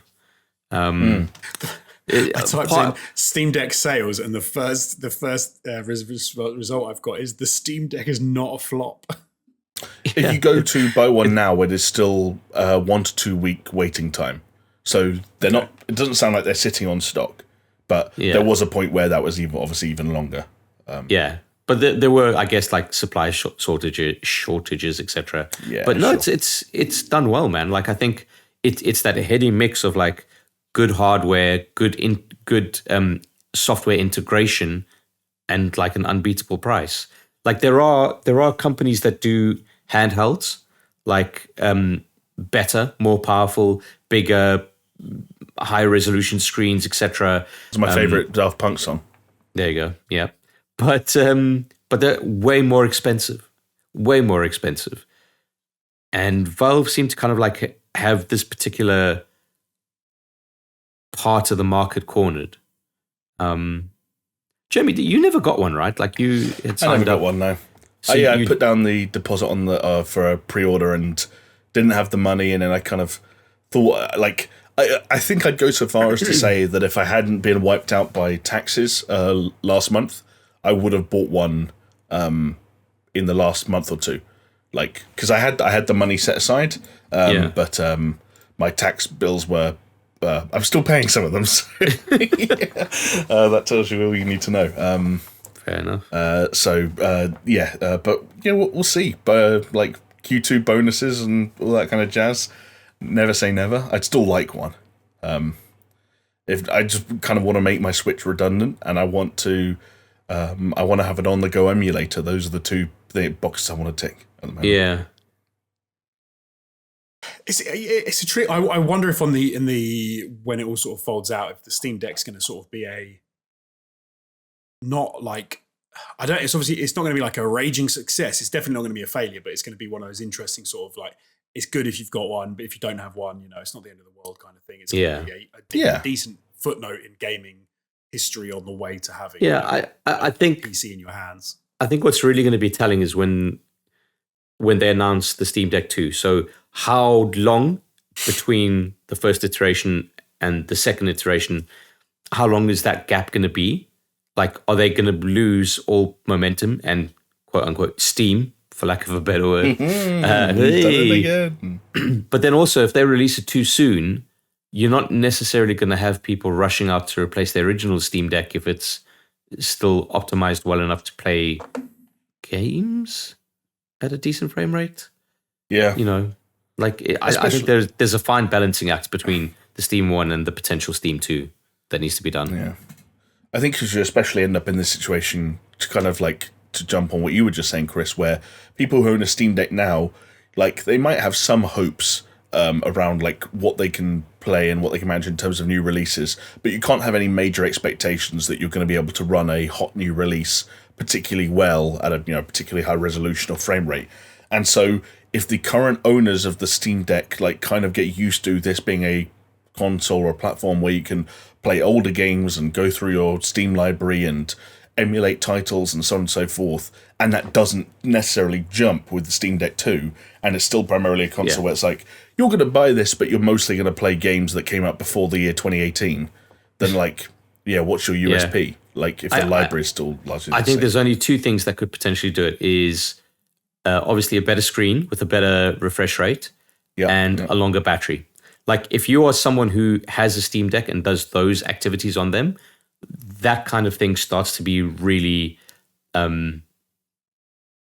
like, attractive, But if you are not trying to capture your initial Steam Deck audience, then it needs to be all those things and a whole bunch more powerful while still maintaining a low price point.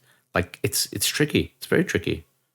Yeah, it's a weird one for me though, because I think the Steam Deck's done all right, but I think a Steam Deck 2 does worse, like by a decent percentage, purely because not only have they, like as we've said, they're going to have the issue that you're still going to be running older games, but in the meantime, you've got phone techs getting better, and it's more like mainstream sort of gaming on phones is possible. Like, do you start to get a situation where you're like, why the hell am I going to buy a handheld when I've got a perfectly good handheld? Yeah, especially I think it's a weird crossover, especially with your utopia, Jonesy, with cloud gaming anywhere on the go.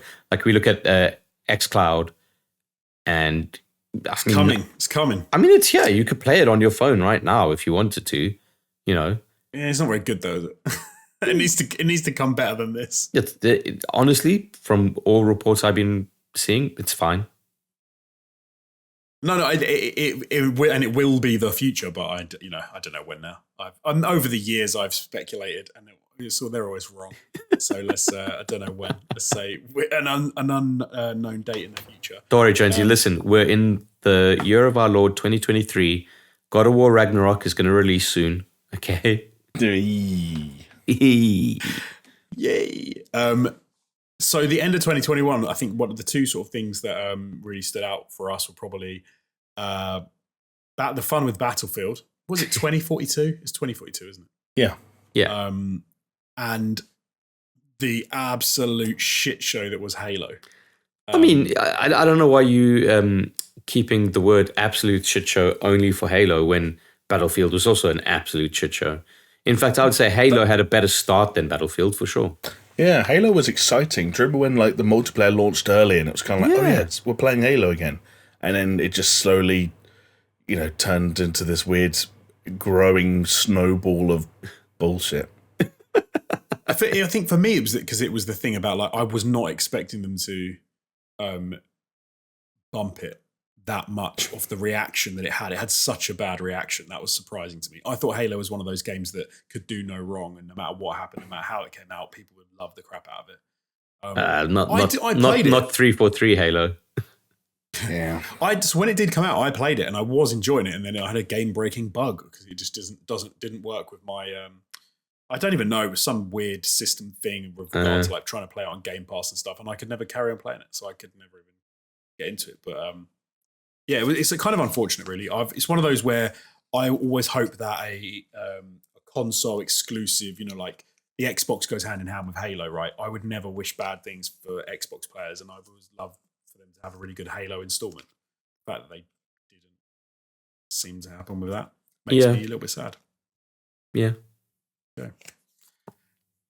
So 2022. No, man. Go on then. I'll roll it out to you guys. What are the main standout points for you on 2022? What do you want to shout out? I mean, the biggest one for me, because it's the gift that keeps on giving, is Elden Ring. The GOAT. There we go. We don't have to go into it. We've kind of said it. It's new enough that we don't need to kind of tread that ground anymore.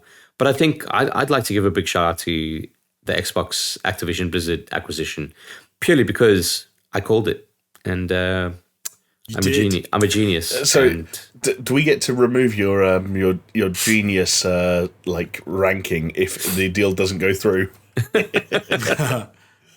Fuck, man. I think it was Chris is bizarre. He gets a lot of things right, to be fair. And if you go back over old podcasts and just see where he's usually sitting there quiet, and then he just goes, "Hey guys, I think this might happen," and then we move on, and then it's like months later, he's like, "I think I said that," and someone says, "Like, holy shit, he did." Because make one now, Chris. I'm clued in. Do the thing. This is the moment. This is like the meme where everyone turns around and looks at Bart in the classroom and says, "Do it, but say it, Bart. Say the thing." Fucking hell. I don't even know, fellas. Will GTA 6 be formally revealed this year?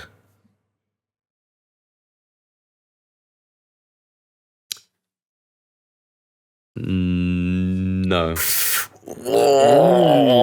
Oh, Chris, you just made a lot of people very upset, my friend.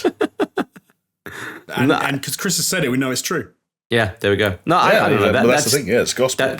That's a really hard one for me, I think. You know what the thing with Xbox is, like, it's almost like you piece a couple of things together and then you add in your own like spice of speculation, right? So there were loads of rumors saying that like Xbox is looking to take the fight to Sony, but how can it do it? Because, yes, it's got Games Pass. Games Pass is doing well, but it's not really going up to what Sony's kind of doing with their first party stuff.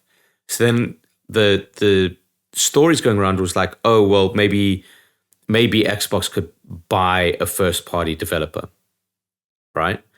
And then I think at the time, a lot of rumors were flying around with EA, and then those simmered down. But something about that just kind of stuck with me. And it just kind of like, the more we were getting to it, I was like, it's going to happen. It's going to happen.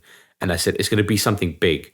And to be fair, when I said it, it wasn't the Activision part of it. I thought that with all the troubles that Activision Blizzard were going through, that Xbox would swoop in and take Blizzard away from Activision. Right. But fair enough, they got the whole fucking shebang. and Bobby Kotick. So, you know. And this is obviously the big one of the big sort of silly arguments I think that came out was Sony, or some people at Sony had said that it's not fair that Xbox are trying to buy Activision Blizzard, because if they do, that means that they could potentially make COD platform exclusive, and that's not fair because COD is its own genre. Yeah, which is insane. Which was the dumbest thing I think that came out of that. And then in response, Sony went and bought Bungie because, you know, now they've got Destiny. And it's like, okay. But then also like all the stuff that's kind of surrounded that on whether this deal comes through or not. It's like, oh yeah, well, you know, Xbox have said that Sony could have COD for the next 3 years. And it's like, oh, actually, they can have it for the next 6 years. Oh, well, now we're trying to, we keep on calling Sony, but they're not returning our calls. And who knows what the fuck's happening with this Sony shit, don't want to cut a deal. They want it to go away. Oh, 100%. It's also interesting that as part of the UK CMA stuff that we now know that there are at least 2 other third parties that are also behind the scenes trying to make sure this doesn't happen. We don't know who they are, but that is also interesting to note. Yeah. It's also a group of gamers, isn't it? Like a group of gamers are suing whoever was. But yeah, like it's mad. Like it's messy. But then, do you know, and maybe in some respects, like a $50 billion acquisition should be messy. Like, maybe that's the way it's meant to work. It shouldn't be easy. Yeah, but what do you guys think? Do you guys think it's going to go through? I think it will go through in one shape or form. Like, I don't know how dramatic the sort of like the dramatic action they're going to have to take to make it happen.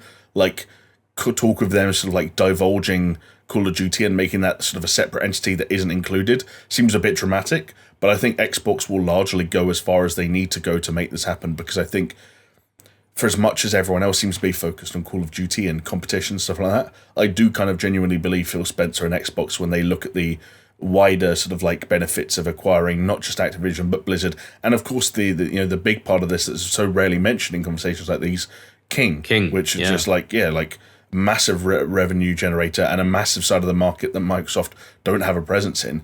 And I don't think it's a smokescreen when Phil Spencer brings up King every single opportunity he can. They genuinely care about that part of the acquisition, and so they'll make it happen. It's funny. It's probably the main part for them. Like, we're all talking about Activision and Blizzard, and they're like talk about that shit you want. That's not what we care about. Keep your Call of Duty. Like, we want Candy Crush, actually, please. You can keep your few billions for that crap. We want our tens of billions over here that we can get from the mums playing Candy Crush. That's what it's all about. We have to mention, of course, 2022 Stadia. Poor little Stadia is dead. Gone too soon. I never even played it. Did I play it? I think I did play it once and was like, oh, that's interesting, and never played it ever again. Like, okay. It's just like... I remember when it first came out, Jamie, I remember you saying, like, is this it? Is this the cloud gaming you thought? Is this the answer to cloud gaming that you said? I was like, I don't know. It's not, because they're making you pay from like a shitload for games that might just... And has now happened. Yeah. You don't own those games anymore. They've gone. I think we even had that conversation, didn't we? Yeah, 100%. Yeah, we did. If Stadia goes away. We definitely did. Lose those games. And we had that on the All-Time Gaming SuperShow podcast. It is kind of crazy, though, that like the idea and the tech was there, maybe not like as pristine as people would have liked it to, but it was there and it worked. But it's just the model that they chose to roll it out was killed them from day one. Yeah. I guess that's the fascinating... Sorry, Chris, go for it. I was going to say, if they'd done like a Netflix-style subscription service, we'd all be on fucking Stadia right now, I bet you. I was going to say, like, that's the interesting thought experiment with Stadia of, like, was it the wrong place at the wrong time, or was it just the wrong, process? And, like, is there a version of Stadia that came out when it did, with the features it did and the controller it had and the infrastructure it had, but with a different strategy, and it worked? And it's like, that's one of those fucking butterfly effects, like, kind of thing. Well, actually, get Kutcher on the phone. Stadia. Do you know what? That would actually be an interesting, just to completely rip off another idea. There's been a bit of infighting in certain football content creator circles over the past month or so, because a football content creator launched a new Spotify exclusive podcast that had a very similar concept to a pre-existing footballing podcast, but it was like a what if for football. And like, could you get these famous stories like, oh, turns out Zinedine Zidane nearly signed for Blackburn Rovers back in the day before he was Zinedine Zidane, and so you end up with like a thing of like, what if Zidane had signed for Blackburn, and you have a podcast like exploring that version of the multiverse.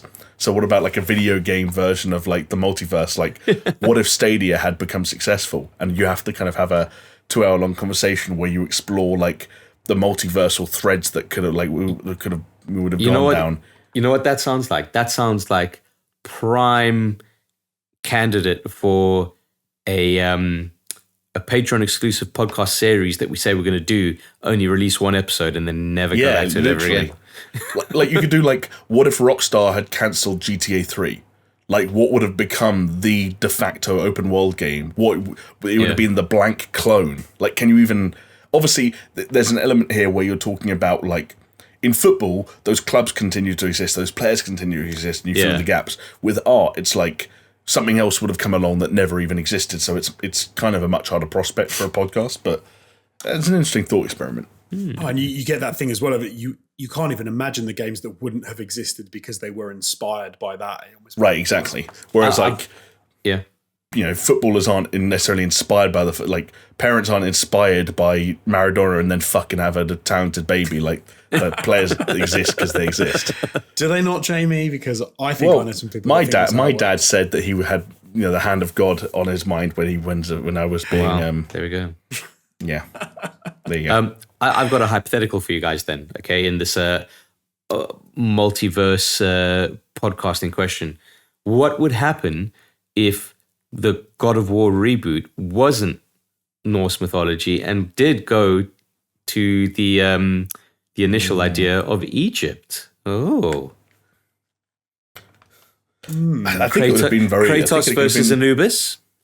Yeah, I think it would have been really cool, and I think more of those like Ra style gods would have been like more household names than they certainly are now. Yeah. I think it would have been nowhere near as popular as it was. I think purely because I think the Greek gods are much more available to most people. Norse gods are much more available to people in the sense of like, and that's why they didn't put any of them in the game. In the first game, yeah. Like who? No, they're in the. All the stars are here. Boulder and. No, but they're in the what do you call it? The I don't know. They're in the first and second game. They're in the saga. They're in the saga. We all knew they were going to be in the saga. Yeah. And that was the temptation for the second one. I kind of think that if you get to the end of the God of War game and it's set in Egypt, and then they say it's, I don't even know who's the equivalent of like Odin in Egyptian God. I just think it's not as exciting. I don't know. Maybe Matt. Hell, is it Ra? I don't know. I'm This is what I'm saying. Osiris, Isis, Horus, Seth. Yeah, Anubis. It still would have been cool. Like it still would have been a cool game, obviously. Hey, Matt, I'll tell you, the next one is going to be Kratos fighting Jesus, and then God, the big guy. Surely that's where it ends. Oh, do you know, that would actually be interesting, like Kratos versus Christianity.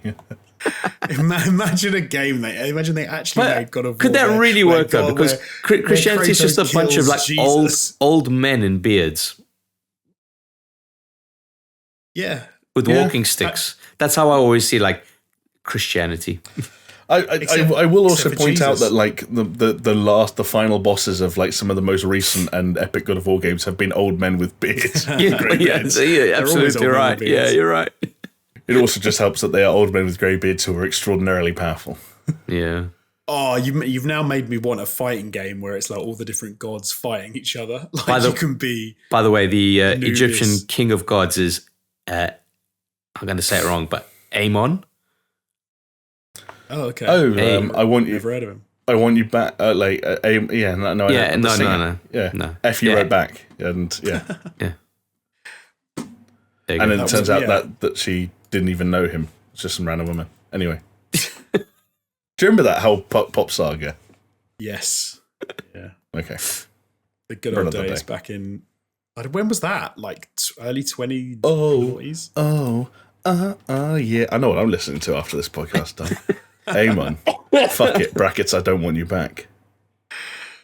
2004. Okay. I love it when they come out of a silly little like. That's almost 20 years old. 19 years old. Yeah. Scary. That song can go out and fuck now.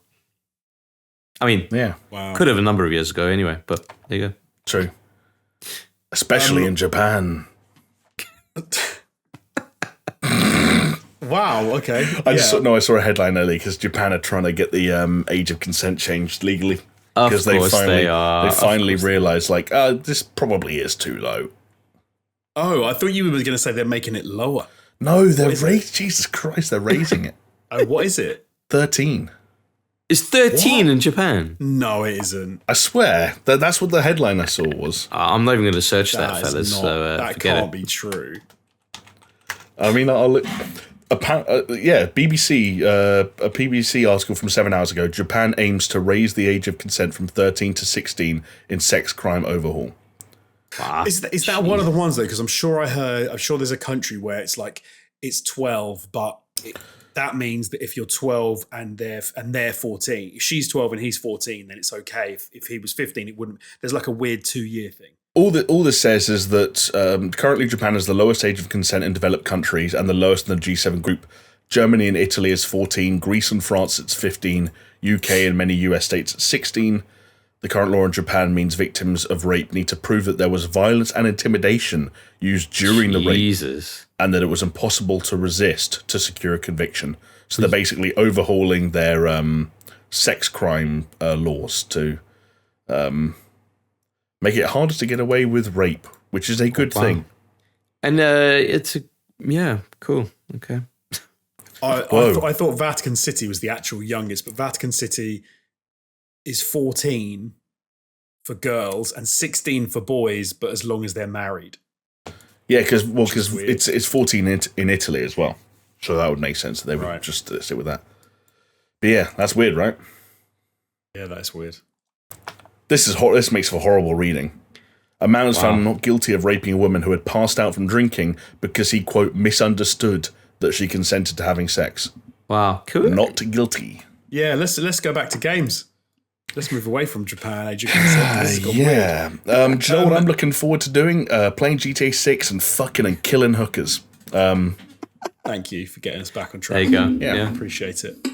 But apparently it won't be this year because Chris has already said that we won't see it. Fellas, I don't know. Like, what's your guts telling you? With GTA, I would say we're going to see something this year. And it's going to come out next year. But maybe that is punchy. I think the punchy part is them saying it's going to come out next year and it coming out next year. I think it's going to be 2 years from announce to release because I think they're going to miss release dates. I think it is. I'm leaning towards yes, they will like show us a logo. Like there'll be a Rockstar, like there'll be a Twitter social media thing, and like it'll be like GTA 6, and like maybe we get like the teasiest of teaser trailers this year. I can't. This is ridiculous. I didn't realize it was this long. 2013 was Grand Theft Auto 5. Yeah. 10 years ago. 10 years in September, yeah. Which I remember sitting in the office where we all used to work, seeing the release trailer for GTA 5 and being all excited that GTA 5 was coming out. So that is like, 11 years ago.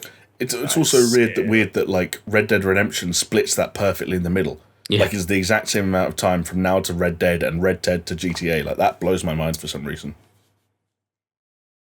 Man, that's a long fucking time to wait for to wait for a game, to wait for a sequel. But I suppose if you want to make a good game, you got to wait a long time. They're gonna announce it next year, and then they're gonna say they're gonna shadow drop it at the same time. There you go. Can you fucking imagine? Honestly, that would be the biggest fucking flex in gaming history, I reckon, if they did that. Yeah. So every server known to man would crash. Like PSN would go down. Like the Xbox like stuff everything would go down. That would be ridiculous, wouldn't it? Yeah, I'd love it if they did that. They would never do it, but it would be amazing if they did. But hey, guys, look, this has been a fun little retrospective looking back over the last 3 years of things that we have covered over the years. I hope everyone has enjoyed hanging out with us for this. How long have we been going for? We're going for a little while this time. What, hour 45, something like that, 2 hours almost. I don't know. There's not much else to say except thank you so much for watching. Thank you so much for being with us over this last 3 years. Long may it continue in some form or another. We'll have to see how that looks going into the future. Hopefully you'll be here with us as well. Thank you, Chris. Thank you, Jamie. Thank you, Jonesy. I'll go and ask ChatGPT now if we're going to continue for another 3 years, and I'll let you know. Yeah. Remember to keep asking it differently worded questions until you get the answer you already went in there wanting. That's not a thing. No, that's what you do. But as if what would be the point of doing that? Because you're going there for validation. No, you don't do that. What would be the point in going somewhere for validation? Because you don't get it from any of your mates. That's the whole point. It would be boring if you always agreed with everything. I don't know. Sure. Generally upsets me that Jamie doesn't know me at all. He thinks that I want agreement and validation. I know you so well. He should know by now that what I want is argument and disagreement. I know you so well that before we turned our webcams on Discord and you said you were wearing a baseball cap, I knew why you were wearing a baseball cap. I mean, that's not that hard to figure out, though, is it? I mean, it's a little bit of a different level. I know you better than you know yourself. Is what imagine I'm trying to say. Imagine if I'd have come on and said I'm actually really sick and all my hair's fallen out. I mean, shock. That would have made me feel guilty. But again, I would look terrible bald as well. I mean, I don't think any of us would look great bald. There's bald and bald as well, isn't there? There's bald where you've got stubble and bald where you've got nothing. So I don't know which is. But then even stubble, it's like someone was balding. Quite suits Chris. I think I'd be okay, actually. Chris, but I mean, Chris, all right. My brother's bald. My brother's completely bald. He shaves his head. Chris, you between you, Chris would be more of the Charles Xavier, and Jonesy would be more of the Lex Luthor. Is the vibe I'm getting. Yeah. Yeah. Oh, yeah. Okay. And I would like just a weird egg. I'd just be like Bam Bam Bigelow. I'd look like funny? Brendan Fraser in The Whale. I was looking at Jamie then, and the way the light caught the side of his hair, he looked like he had one of the grey streaks that. It's coming. I do have plenty of greys there and plenty of greys in here. The light made it look like you had a proper badger stripe, which I was like, Jamie can pull that off. Good old Doctor Strange over there. I'd rather go grey than lose it, but if I had the choice, but then we'll see what I'll play the hand I'm being dealt. Would I rock a what? Sorry? Hold on a second. We know what Jamie looks like with the fucking shaved head. I just realised. Oh, we do. Yeah, you do. You can go check it out. That was another thing we missed this year. That was COVID. 2020 that we could have talked about. That was May of 2020. If anyone wants to go back and have a refresher on that. Yeah, Jamie's Bam Bam Bigelow face. I loved it. A Bam Bam Bigelow face. Sans tattoo. Yeah. Well, I don't think there's much left to be said except that I'm going to go speak to ChatGPT and make sure that it says I'm the greatest member of the Super Show. And I'm going to keep asking it until it says it. So there we go. Thank you. See, folks, he's finally caved. Thank you so much for watching, for joining us. And we will see you soon. See you later. See ya. Bye.